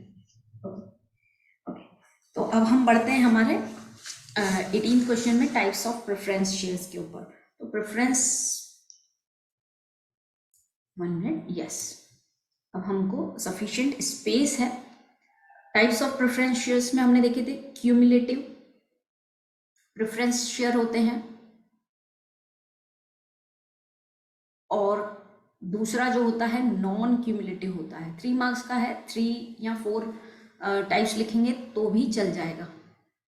और यदि आपको पूरे आते हों और आपके पास समय हो तो आप वो भी कर सकते हैं कि आप पूरे लिख दें। Non cumulative preference share and cumulative preference share, इनमें क्या डिफरेंस है क्यूमुलेटिव एंड नॉन क्यूमुलेटिव में? जो cumulative type of preference share है, ध्यान से सुनना कि इनका जो एरियर ऑफ डिविडेंड यदि कोई प्रीवियस ईयर में हुआ है तो वो उन्हें मिलेगा। That means arrear of dividend जो है उन्हें मिलेगा। अब क्या होता है arrear of dividend? That means past किसी ईयर में उन्हें डिविडेंड नहीं मिला है और वो क्यूमुलेटिव प्रेफरेंस शेयर में आते हैं। तो जिस भी ईयर प्रॉफिट हुआ है तो पहले इनको पास्ट ईयर का डिविडेंड दिया जाएगा, okay, because they are of cumulative nature. और यदि आप नॉन क्यूमुलेटिव प्रेफरेंस शेयर्स हैं, ओके, उस नेचर के हैं, तो जो उस पे एरियर्स ऑफ डिविडेंड किसी ईयर में किसी कारण से डिविडेंड नहीं मिला था, दैट मीन्स मिलना बाकी है, और आप non cumulative nature of preference shares की कैटेगरी में आते हैं, तो आपको एरियर ऑफ डिविडेंड जो है नहीं मिलेगा। This is the difference. फिर एक आता है पार्टिसिपेटिंग प्रेफरेंस शेयर। अब क्या होता है पार्टिसिपेटिंग प्रेफरेंस शेयर्स? ऐसे शेयर्स जो पार्टिसिपेट करते हैं प्रॉफिट में after paying it to equity shareholder. सबका पेमेंट हो जाने के बाद भी इनको राइट रहता है कि वो प्रॉफिट में हिस्सा ले सकते हैं। They are known as participating preference share. और फोर्थ जो है इसी का ही ऑपोजिट आ जाएगा, नॉन पार्टिसिपेटिंग प्रेफरेंस शेयर। ये क्वेश्चंस याद करने में बहुत ही आसान है, एक जस्ट उसका विपरीत प्रेफरेंस शेयर, तो इस पे जो है ये पार्टिसिपेट नहीं कर सकते हैं in the firms profit after paying to everyone, okay. फिर हमारे पास एक कैटेगरी आती है कन्वर्टेबल प्रेफरेंस शेयर।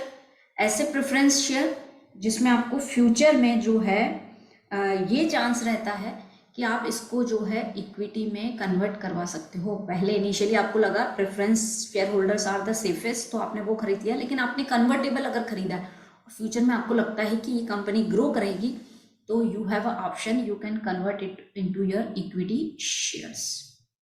ओके, और इसी का ही ऑपोजिट यदि हम बात करें तो non convertible preference share. Non convertible में आप इक्विटी शेयर्स में जो है कन्वर्ट नहीं करवा सकते हैं। फिर एक आता है redeemable and irredeemable, redeemable preference share, okay, और एट्थ आता है आपका इरिडीमेबल प्रेफरेंस शेयर। अभी हमने इरिडीमेबल देखा था, यस और नो? यस। तो रिडीमेबल प्रेफरेंस शेयर्स ऐसा प्रेफरेंस शेयर्स जिनका पेमेंट जो है रिडीम हो जाएगा during the life time of a company, and irredeemable preference shares ऐसे शेयर्स होते हैं कि जिनका repayment during the life time of a company नहीं किया जाता है, ये at the time of liquidation ही होता है। और ऐसे शेयर्स जो है इंडिया में इशू नहीं किए जाते हैं, जस्ट ये टाइप है, इसलिए यहाँ पे हमने उसको डिस्कस किया है। ओके, तो आपके पास 8 प्रकार हैं, कोई भी 4 प्रकार आप लिख दीजिए या 3 प्रकार लिख दीजिए प्रेफरेंस शेयर के, you will get a good marking over it. Okay, अब 18th क्वेश्चन का ही हम और क्वेश्चन अगर देखें तो क्या बोल रहा है वो, yes, Mahajan limited issued 30,000 equity shares of ₹10 each to the public. Okay, 30,000 shares issue हुए हैं, the whole amount was received in lump sum, पूरा का पूरा अमाउंट जो है आपको लमसम में मिल गया है। हमें जनरल एंट्री शो करनी है in the books of company. बहुत ही आसान क्वेश्चन, या हम बोल सकते हैं कि जो आपने शेयर्स पढ़े हैं उसमें सबसे इजीएस्ट कंसेप्ट जो है आपसे पूछा गया है। ठीक है, इजीएस्ट पूछा गया है तो हम उसका फायदा भी लेंगे। तो सबसे पहले हम इंफॉर्मेशन लिख लें, हमारे पास कितने शेयर्स हैं, 30,000 इक्विटी शेयर्स हैं। Okay, at the rate of ₹10 each, और पूरा का पूरा साथ में पेमेंट हो रहा है, तो सिंपल सी उसकी जनरल एंट्री होगी, तो हम उसको लिखते हैं। तो सबसे पहले क्या हो जाएगी, बैंक की एंट्री करते हैं हम, bank account debit to lump sum में, तो हम ये एज्यूम करते हैं कि पूरा शेयर एप्लीकेशन एंड अलॉटमेंट साथ में आ गया, share application and allotment account. 30,000 equity shares हैं, ₹10 ईच, तो कितना हो जाएगा, 3 lakh debit and 3 lakh credit. आपको इस तरीके से लिखना है क्या, बिल्कुल भी नहीं, आपको प्रॉपर फॉर्मेट बनाना है, पर्टिकुलर्स डेबिट का कॉलम और क्रेडिट का कॉलम, और आपको अमाउंट लिखना है। ओके, सेकंड, इसी को ही हम इसकी ड्यू की एंट्री कर देंगे, equity share application and allotment account debit to equity share capital account. कितना आएगा amount, again 3 lakh. That means हमें जो अमाउंट रिसीव हुआ है उसको हमने क्या कर दिया है, हमने इसको शेयर कैपिटल अकाउंट में ट्रांसफर कर दिया है। ओके, और again it is a suggestion कि आप इसको प्रॉपर फॉर्मेट में ही लिखेंगे।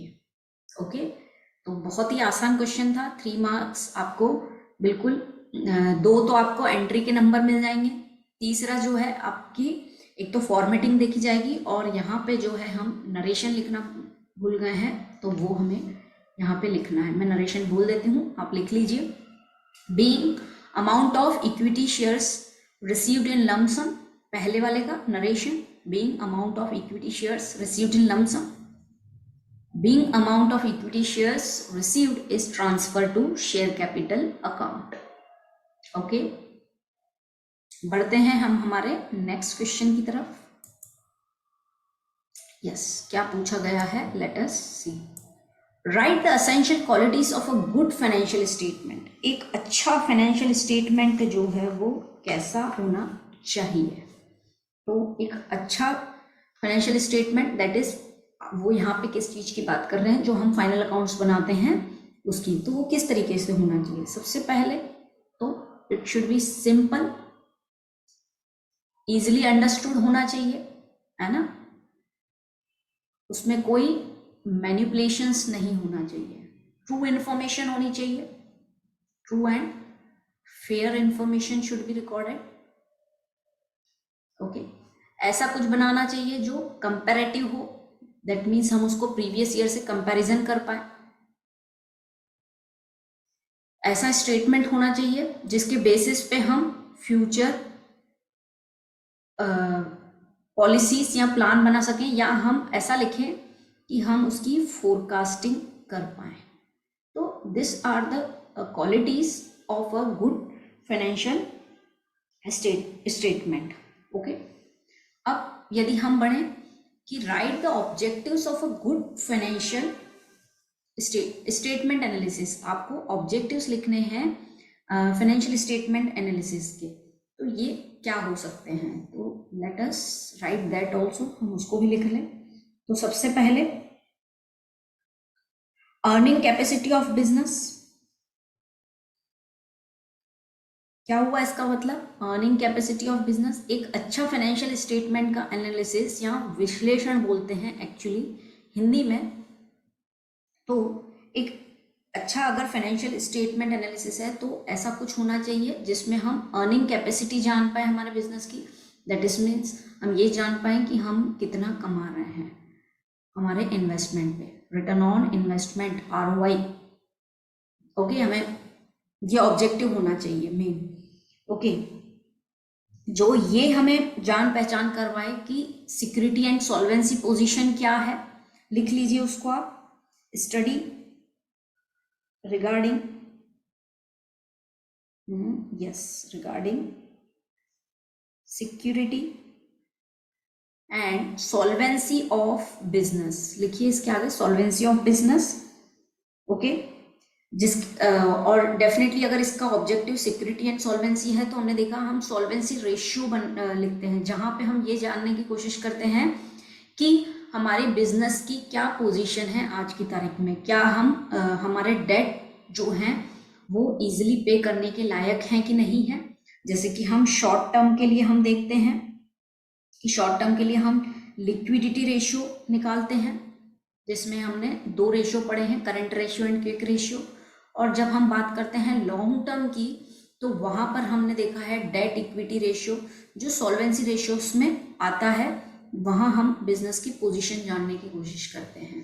ओके, और यदि हमें लिखना हो कि ऑब्जेक्टिव ऑफ फाइनेंशियल स्टेटमेंट जो है क्या होता है, तो ये हमें हेल्प करता है फाइनेंशियल पोजीशन जानने के लिए, financial position of business. Yes, financial position of business, that means कि हमारे पास फंड्स अवेलेबल हैं कि नहीं है। ओके, कि हम फ्यूचर में आगे काम कर पाएंगे कि नहीं with the funds, all this things. और फिर यदि हम बात करें और आगे तो ये हमें हेल्प करता है कंपटीशन के बारे में जानने के लिए। Okay, then it will help, अगर हम 1-2 पॉइंट्स और डिस्कस करें तो ये हेल्प करता है हमें मैनेजरियल एबिलिटी के रिगार्डिंग स्टडी करना, to get the knowledge regarding the managerial ability. Okay, क्योंकि एनालिसिस है, उसके वेरियस टूल्स हैं, तो डेफिनेटली ये हमें इसमें भी मदद करता है। और इसके अलावा फाइनेंशियल स्टेटमेंट एनालिसिस हमें ये जानने के लिए भी हेल्प करेगा कि हमारा कितना इंटरेस्ट या डिविडेंड ड्यू है, या कितना हमें पेमेंट करना है।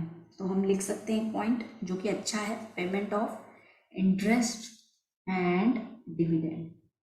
ठीक है, इसको हम नंबर दे देते हैं 5।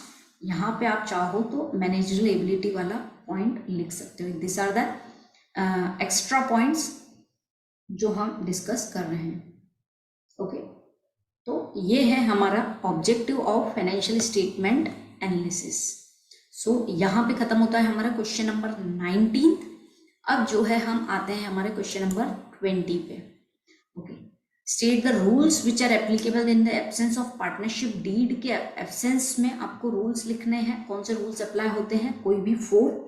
और उसके बाद हमें दिया हुआ है दैट इज कोई practical question regarding the partnership, तो उसे भी हम पढ़कर और सॉल्व करते हैं। Okay, rules are applicable. तो कौन से रूल्स एप्लीकेबल होते हैं? तो सबसे पहले यदि हम लिखें पार्टनरशिप डीड जब नहीं बनाई गई है, that is written rules are not mentioned, तो उस समय जो है 1932 एक्ट के तहत रूल्स दिए गए हैं जो पार्टनर्स को फॉलो करने रहते हैं। तो उसमें no salary will be given to any partner, कोई सैलरी नहीं दी जाएगी यदि आपके डीड में मेंशन नहीं है। प्रॉफिट जो है वो कैसे डिस्ट्रीब्यूट होगा? Will be shared equally.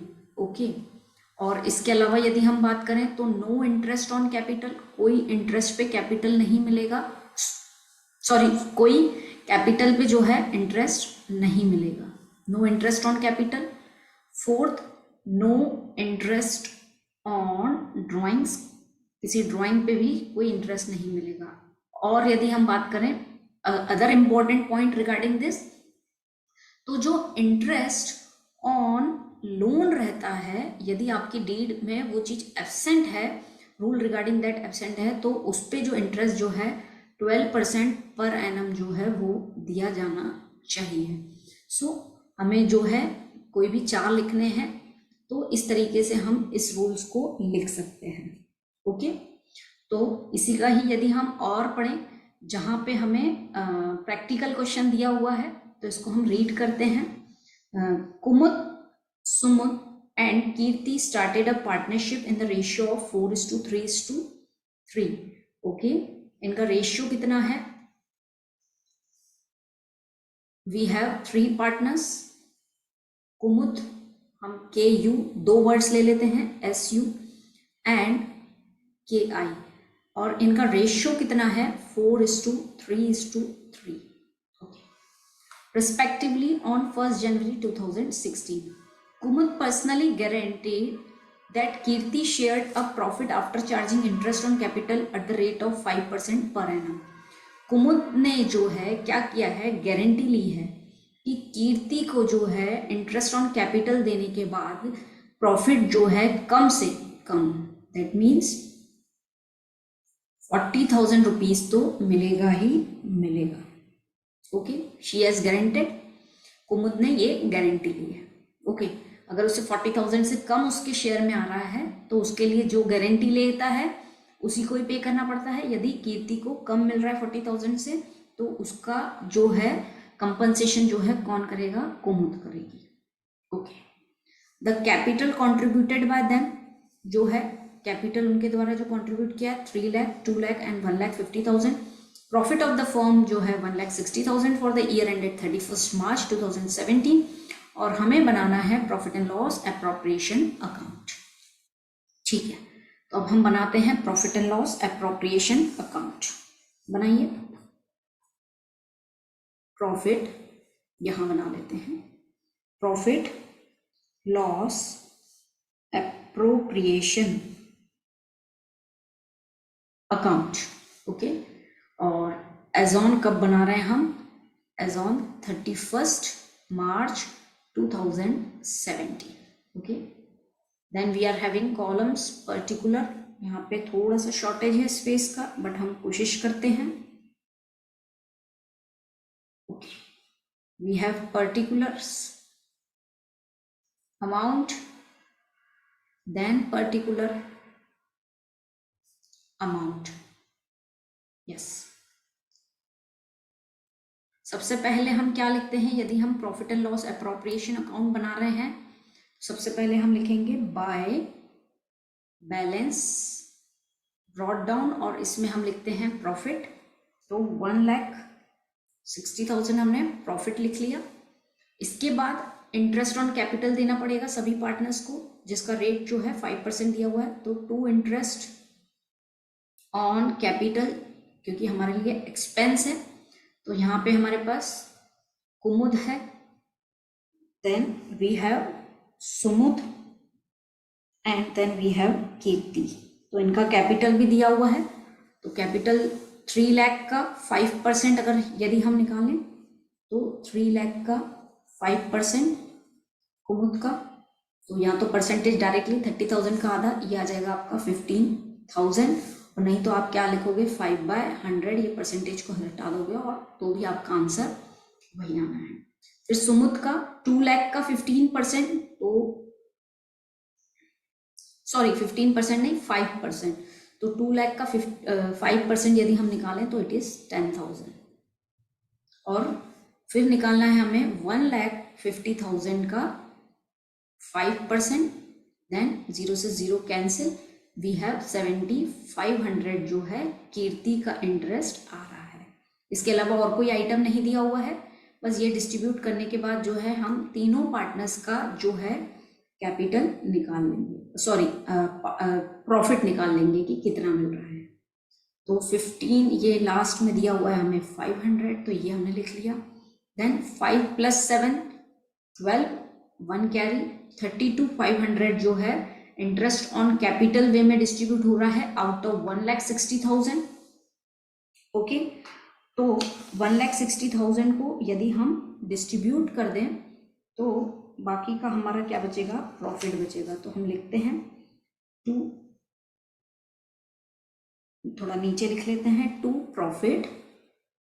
Okay, तो 32,500 अगर लेस करें तो ये आ गया हमारा 500 और देन इज 7 एंड इट्स 127,500 127,500 1,27,500 है। तो ये भी हमारा जो है कुमुद, सुमुद और कीर्ति में डिस्ट्रीब्यूट हो जाएगा। तीनों पार्टनर्स का 127,500 जो है हमें प्रॉफिट यदि मिला है तो सभी पार्टनर्स को कितना मिल रहा है वो निकाल लें, ताकि हमें ये पता पड़े कि कीर्ति की गारंटी फुलफिल हो रही है कि नहीं हो रही है। तो हम यही निकाल लेते हैं 127,500 और इनका रेशियो है 4:3:3, तो नीचे आ जाएगा 10 से 10 फिनिश।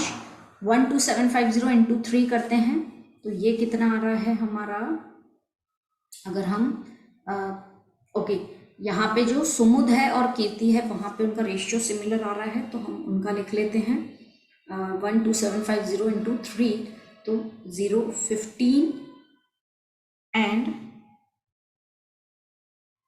38250। ओके, अच्छा सुमुद का भी यही आ जाएगा क्योंकि उसका भी रेशियो सेम है।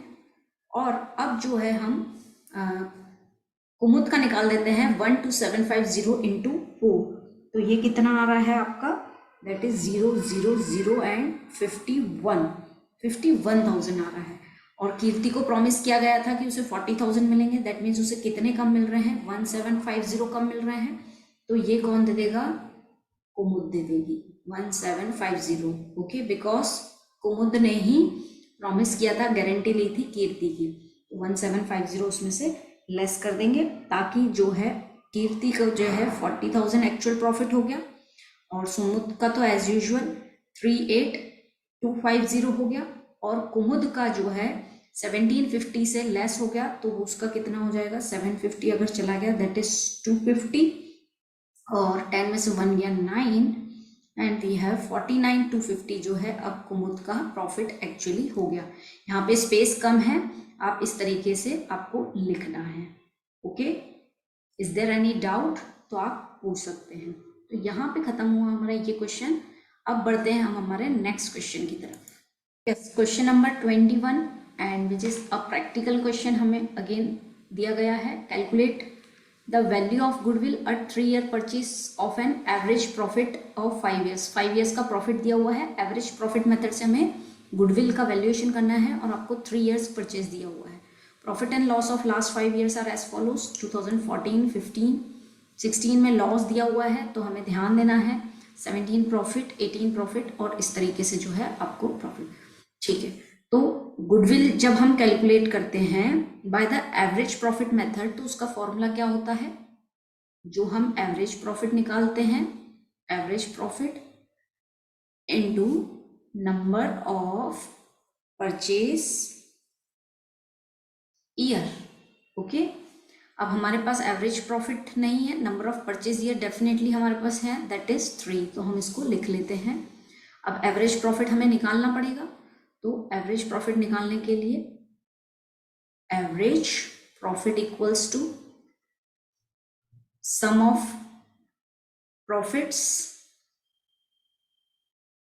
ऑफ ऑल ईयर्स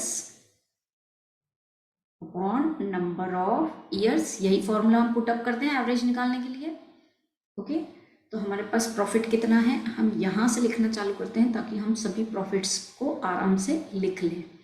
ओके, 2014 में 20,000 का प्रॉफिट है, देन 2015 में we have a 15,000 profit, then 2016 में हमारे पास लॉस है दैट इज 13,000 का, और इसलिए जो है हमने उसके आगे माइनस का साइन लगा दिया है, या हम चाहें तो वहाँ पे ब्रैकेट भी डाल सकते हैं। देन 2017 में 30,000, देन 2018 में 38,000।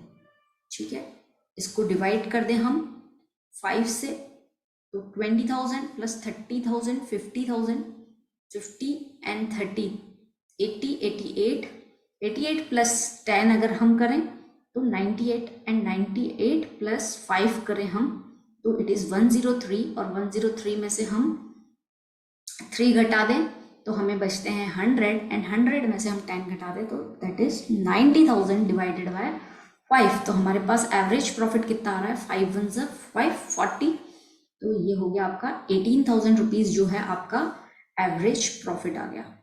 ठीक है, अब हमें यही चाहिए था, तो 18,000 गुडविल निकालने के लिए average profit into the number of purchase year, 18,000 into 3, तो 54,000 जो है हमें गुडविल जो है वो मिल गई है। तो इस तरीके से इसका सॉल्यूशन किया जाएगा, दैट इज क्वेश्चन नंबर 21। ठीक है, आसान था क्वेश्चन, इजीली आप अटेम्प्ट कर सकते हैं उसको, कोई भी डिफिकल्ट क्वेश्चन अभी तक नहीं आया है ना। ऐसा that means it is not from the point of view of teacher, अगर स्टूडेंट के पॉइंट ऑफ व्यू से भी हम देखें तो ऐसा कोई मैनिपुलेटिव क्वेश्चन नहीं आया है कि जिसमें आपको बहुत ज़्यादा सोचना पड़े, बहुत बेसिक से चीज़ें पूछी है उन्होंने। अच्छा, अब क्या पूछ रहे हैं, right any 4 purpose of admission of a new partner of a firm. किसी भी पार्टनर नए पार्टनर का फर्म में एडमिशन होता है तो उसके पीछे क्या पर्पस होती है, किस कारण से, तो it may be increase in capital, capital बढ़ाना हो जब, तब हम किसी पार्टनर का एडमिशन कर सकते हैं, increase in partners capital. Okay, जब हमें एक्सपांशन की जरूरत है तो तब हम किसी नए पार्टनर को लेकर आते हैं हमारे बिजनेस में। ओके, या फिर हमें स्पेशल स्किल्स का रिक्वायरमेंट है और हमें लग रहा है किसी पर्सन में है तो हम उसे पार्टनर्स अपना एज अ पार्टनर बना लेते हैं, तो specially use of special skills हम बोल सकते हैं। और यदि हम सोचें तो कंपटीशन फेस करने के लिए यदि हमें लगता है कि कोई पर्सन हमें रिक्वायर्ड है तो हम उसको भी जो है एक पर्पस मान सकते हैं एडमिशन ऑफ अ पार्टनर में, तो हम इसको ऐसा लिख सकते हैं, avoid competition, that means competition को फेस करने के लिए। यस, या फिर एक्सपांशन किसी अदर पर्पस के लिए, आपको लग रहा है कि आपका बिजनेस में अब अलग कुछ फैक्टर्स इंक्लूड होने चाहिए उस पर्पस के लिए। और या फिर हम देखें looking after affairs of business, आपको लगता है कि बिजनेस को संभालने के लिए कुछ और लोगों की ज़रूरत है तो वहाँ पे भी आप जो है एडमिशन ऑफ अ पार्टनर जो है वो कर सकते हैं। So this can be the purpose. 4 marks का क्वेश्चन है, इजीली आप 4 पॉइंट्स लिख लीजिए, you will get a marks. अब हम आते हैं हमारे 22nd क्वेश्चन पे। ओके, यस, 22nd क्वेश्चन हमें क्या बता रहा है कि हमें क्या लिखना है, प्रोसीजर लिखना है फॉर फ्यूचर ऑफ शेयर्स का। Okay, for future of shares हमने ऑलरेडी डिस्कस किए हैं कि शेयर्स का पेमेंट जब कोई शेयर होल्डर नहीं करता है, जो उनसे कॉल किया गया that is called up capital का पेमेंट वो नहीं कर रहा है, तो उसके शेयर्स जो हैं क्या करते हैं, कंपनी सीज कर लेती है, अपने पास जब्त कर लेती है, उसे को हम बोलते हैं फॉरफीचर ऑफ शेयर्स। लेकिन यहाँ पे हमसे उन्होंने क्या पूछा है कि इसका क्या प्रोसीजर है, और this is of 4 marks question, तो हम लिखते हैं इसका procedure. Yes, start writing the procedure of forfeiture of shares. तो क्या होता है फॉरफीचर ऑफ शेयर्स का प्रोसीजर, सबसे पहले तो क्या होता है दोस्तों, हम ये लिस्ट निकाल लें कि कौन कौन डिफॉल्टर है, तो लिस्ट ऑफ डिफॉल्टर्स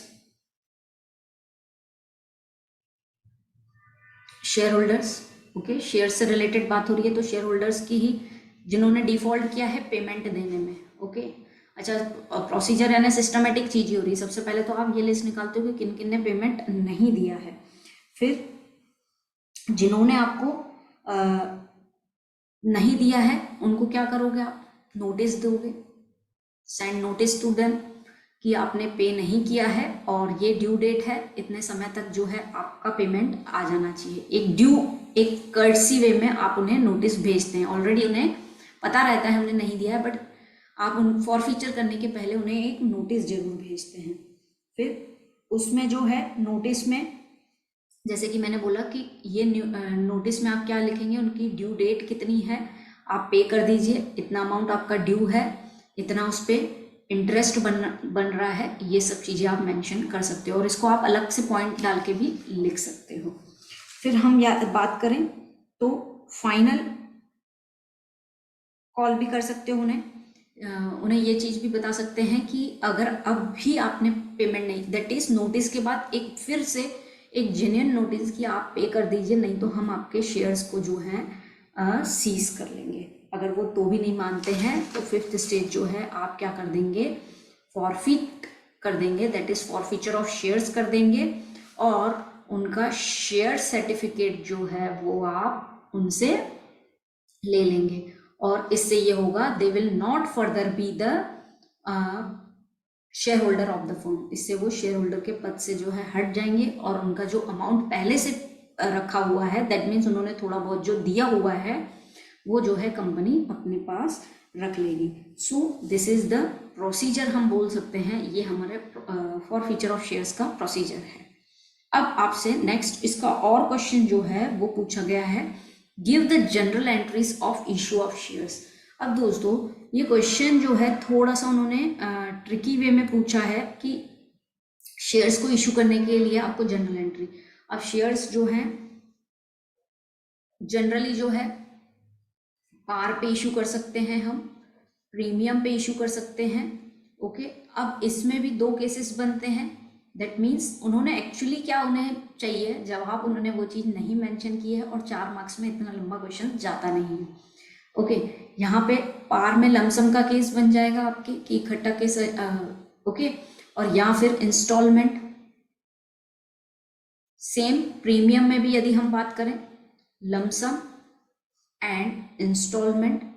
अब यहाँ पे जब उन्होंने क्लियरली मेंशन नहीं किया है तो हमें आंसर देने का क्या तरीका होना चाहिए, अकॉर्डिंग टू मी मुझे ऐसा लगता है सबसे पहले हम इश्यू ऑफ शेयर्स को इस तरीके से, जैसे मैंने आपको बताया है, आप उसको डायग्राम के वे में एक्सप्लेन कर दीजिए कि शेयर्स को जो है हम पार पे भी इशू कर सकते हैं, प्रीमियम पे भी इशू कर सकते हैं और पहले जो है शेयर्स डिस्काउंट पे भी इशू होते थे, अब जो है नहीं होते।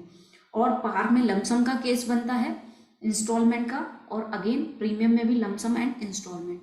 आपके पास सफिशिएंट समय है तो आप सबकी जनरल एंट्री बना के दिखाइए, और आपके पास सफिशिएंट समय नहीं है तो आप कोई भी एक फैक्टर ले लीजिए और उसकी जनरल एंट्री बना दीजिए। जैसे कि यदि हम यहाँ पे अगर बात करें तो पार में अगर देखें लमसम में तो बैंक अकाउंट डेबिट टू, अगर हमारा टाइप ऑफ शेयर हम ले लें इक्विटी, तो equity share application and allotment, ठीक है। और यहाँ पे जो है हमारा अमाउंट आ जाएगा डेबिट और क्रेडिट का, और सेम यहीं पे equity share application and allotment to share capital, इसमें हमने क्या किया है, शेयर कैपिटल में ट्रांसफर कर दिया है वो अमाउंट। तो ये तो हो गया हमारा पार में सिंपल केस। इसी में ही मैं आपको समझा दूं कि यदि प्रीमियम में लमसम आ जाएगा तो हमारा प्रीमियम जो है ड्यू की एंट्री में होगा, तो प्रीमियम जो है यहाँ पे क्या हो जाएगा, क्रेडिट हो जाएगा, जिसको हम सिक्योरिटीज प्रीमियम के नाम से क्रेडिट कर देंगे। सेम यही चीज आप इंस्टॉलमेंट में किसी भी एक इंस्टॉलमेंट को समझा दीजिए अगर आपके पास सफिशिएंट समय है, ओके। और कोई भी एक तो वैसे भी आपको एक्सप्लेन करना है क्योंकि उन्होंने बताया है आपको, ठीक है। इंस्टॉलमेंट में आप एक इंस्टॉलमेंट ले लीजिए, पहले तो आप इंस्टॉलमेंट को डिस्क्राइब कर सकते हो, एप्लीकेशन मान लिया हमने, और दूसरा हो सकता है आपका अलॉटमेंट, एंड तीसरा जो है हमने मान लिया हमारा फाइनल कॉल। तो एंट्रीज जो है कैसे हो सकती हैं, आप लिखते जाइए क्योंकि ऑलमोस्ट सेम है, तो मैं बोल देती हूँ। Bank account debit to share application, और जो टाइप होगा इक्विटी होगा तो इक्विटी लिखेंगे हम। जैसे यहाँ पे तो कुछ ऐसा दिया नहीं है तो हम खुद से ही मान लें इक्विटी शेयर एप्लीकेशन। फिर इसी की ही ड्यू की entry, equity share application account debit to equity share capital. तो यहाँ पे जो है आपका एप्लीकेशन फिनिश हो गया। फिर अलॉटमेंट में पहले ड्यू की एंट्री हो जाएगी, equity share allotment account debit to equity share capital account. Okay, फिर इसी की ही बैंक की entry, bank account debit to equity share allotment account. Okay, फिर फाइनल कॉल की यदि हम बात करें तो equity share final call account debit to equity share capital, और इसी की बैंक की एंट्री हो जाएगी bank account debit to equity share final call account. तो इस तरीके से जो है आप एंट्रीज लिख सकते हैं। और अगर समय बहुत सीमित है तो आप जो है इंस्टॉलमेंट की एंट्रीज प्रेफर कीजिए लिखने में, बहुत ही सीमित है। और अदरवाइज ऐसा कुछ आप एक्सप्लेन कर सकते हैं, then it is very nice. Okay, जैसे ये जो पेपर है बहुत आसान है, तो हो सकता है आप अच्छे से सभी एंट्रीज लिख सकते हैं। It depends on the speed of your paper solving. तो हम बढ़ते हैं हमारे नेक्स्ट क्वेश्चन की तरफ, that is question number 23। Okay, that is the last question of your paper. क्या दिया हुआ है आपको, करंट रेशियो कैलकुलेट करना है। Calculate the current ratio of the following. Creditors दिए हैं, आउटस्टैंडिंग सैलरी दी हुई है, बिल्स पेबल दिया हुआ है, देन हमारे सामने और क्या आ रहा है, प्रीपेड एक्सपेंसेस दिए हुए हैं, डेटर्स दिए हुए हैं, सॉरी फिक्स एसेट्स दी हुई हैं, स्टॉक दिया हुआ है, डेटर्स दिए हुए हैं एंड कैश एट बैंक दिया हुआ है। तो करंट रेशियो बहुत आसान से निकाल सकते हैं हम कि नहीं निकाल सकते हैं, बहुत आसानी से निकाल सकते हैं। ओके, तो हम लिख लेते हैं करंट रेशियो का फॉर्मूला। तो करंट रेशियो का फॉर्मूला होता है current assets upon current liabilities. Okay, अब यहाँ पे करंट एसेट्स कौन कौन से हैं हमारे पास, स्टॉक है, डेटर्स हैं, कैश है और प्रीपेड एक्सपेंसेस है। तो हम इन सबको टोटल कर दें यदि, तो 2,50,000 plus 75,000 plus 2,70,000, okay, plus 5,000 divided by current liabilities. तो करंट लायबिलिटीज हमारे पास क्या है, ये तीनों creditors, outstanding salary and bills payable. तो हम इनको नीचे लिख लेते हैं, 1 लाख प्लस 12,000 प्लस 88,000। ओके, तो इसका टोटल करें यदि हम, तो लायबिलिटीज का छोटा है तो हम पहले उसको कर लेते हैं, 88 प्लस 12 1 लाख हो गया, 1 lakh plus 1 lakh that is 2 lakh आ गई हमारी total current liabilities. Current assets को यदि हम टोटल करें तो 75 एंड 5 80,000 ये हो गया आपका। ओके, हम यहाँ लिख लेते हैं, और 2,50,000 एंड 2,70,000, 2 प्लस 2 4 लाख, तो ये आ गया हमारे पास, एंड 70 एंड 50 हो गया 1,20,000। ठीक है, कैलकुलेशन हम अपने हिसाब से कर सकते हैं, दैट इज 6 लाख जो है हमारे पास करंट एसेट्स आ रहे हैं। 6 लाख और 2 लाख, तो हमारा रेशियो क्या बन रहा है, 0 से 0 cancel, this is 1, this is 2 1s and 3:1 जो है हमारा करंट रेशियो आ रहा है। और हमने देखा था हमारा आइडियल रेशियो 2:1 होता है, उससे ज़्यादा आ रहा है। कभी आपसे और ज़्यादा वे में पूछे वेदर इट इज़ फेवरेबल और नॉट, तो ये डेफिनेटली फेवरेबल कंडीशन है। हमारी करंट एसेट्स 3 गुनी है हमारी करंट लायबिलिटीज के। Okay, so this is the practical question regarding the current ratio. अब आपसे पूछ रहे हैं कि write the importance of cash flow statement. तो हम डिस्कस कर लेते हैं कैश फ्लो स्टेटमेंट का इम्पोर्टेंस क्या है। ओके,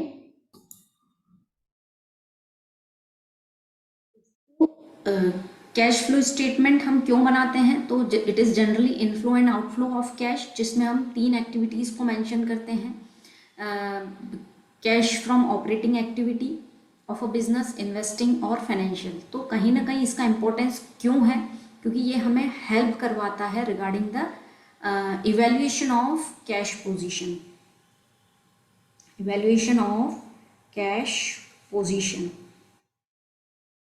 ओके, फिर क्यों हमें कैश फ्लो स्टेटमेंट हेल्पफुल है? तो ये हमें फ्यूचर रिक्वायरमेंट में मदद कर सकता है। Future requirement regarding what? Regarding cash, है ना, कि हमें कितनी कैश की ज़रूरत है। एक कंपैरेटिव व्यू के लिए हमें हेल्प कर सकता है कि कितना हमारे कैश का आना जाना है। ओके, लिक्विडिटी कितनी है हमारे बिजनेस में, क्या इतना सफिशिएंट अमाउंट है जिसको हम इजीली कन्वर्ट कर सकें कैश फॉर्म में या ना कर सकें by the different activities. Okay, और कंपैरेटिव व्यू में आप एक्सप्लेनेशन में क्या लिख सकते हैं कि कंपैरिजन कर पाएंगे आपकी डिफरेंट एक्टिविटीज़ जो बिजनेस में होती हैं उसमें कितना इनफ्लो एंड आउटफ्लो हो रहा है, कितना कैश की ज़रूरत पड़ रही है।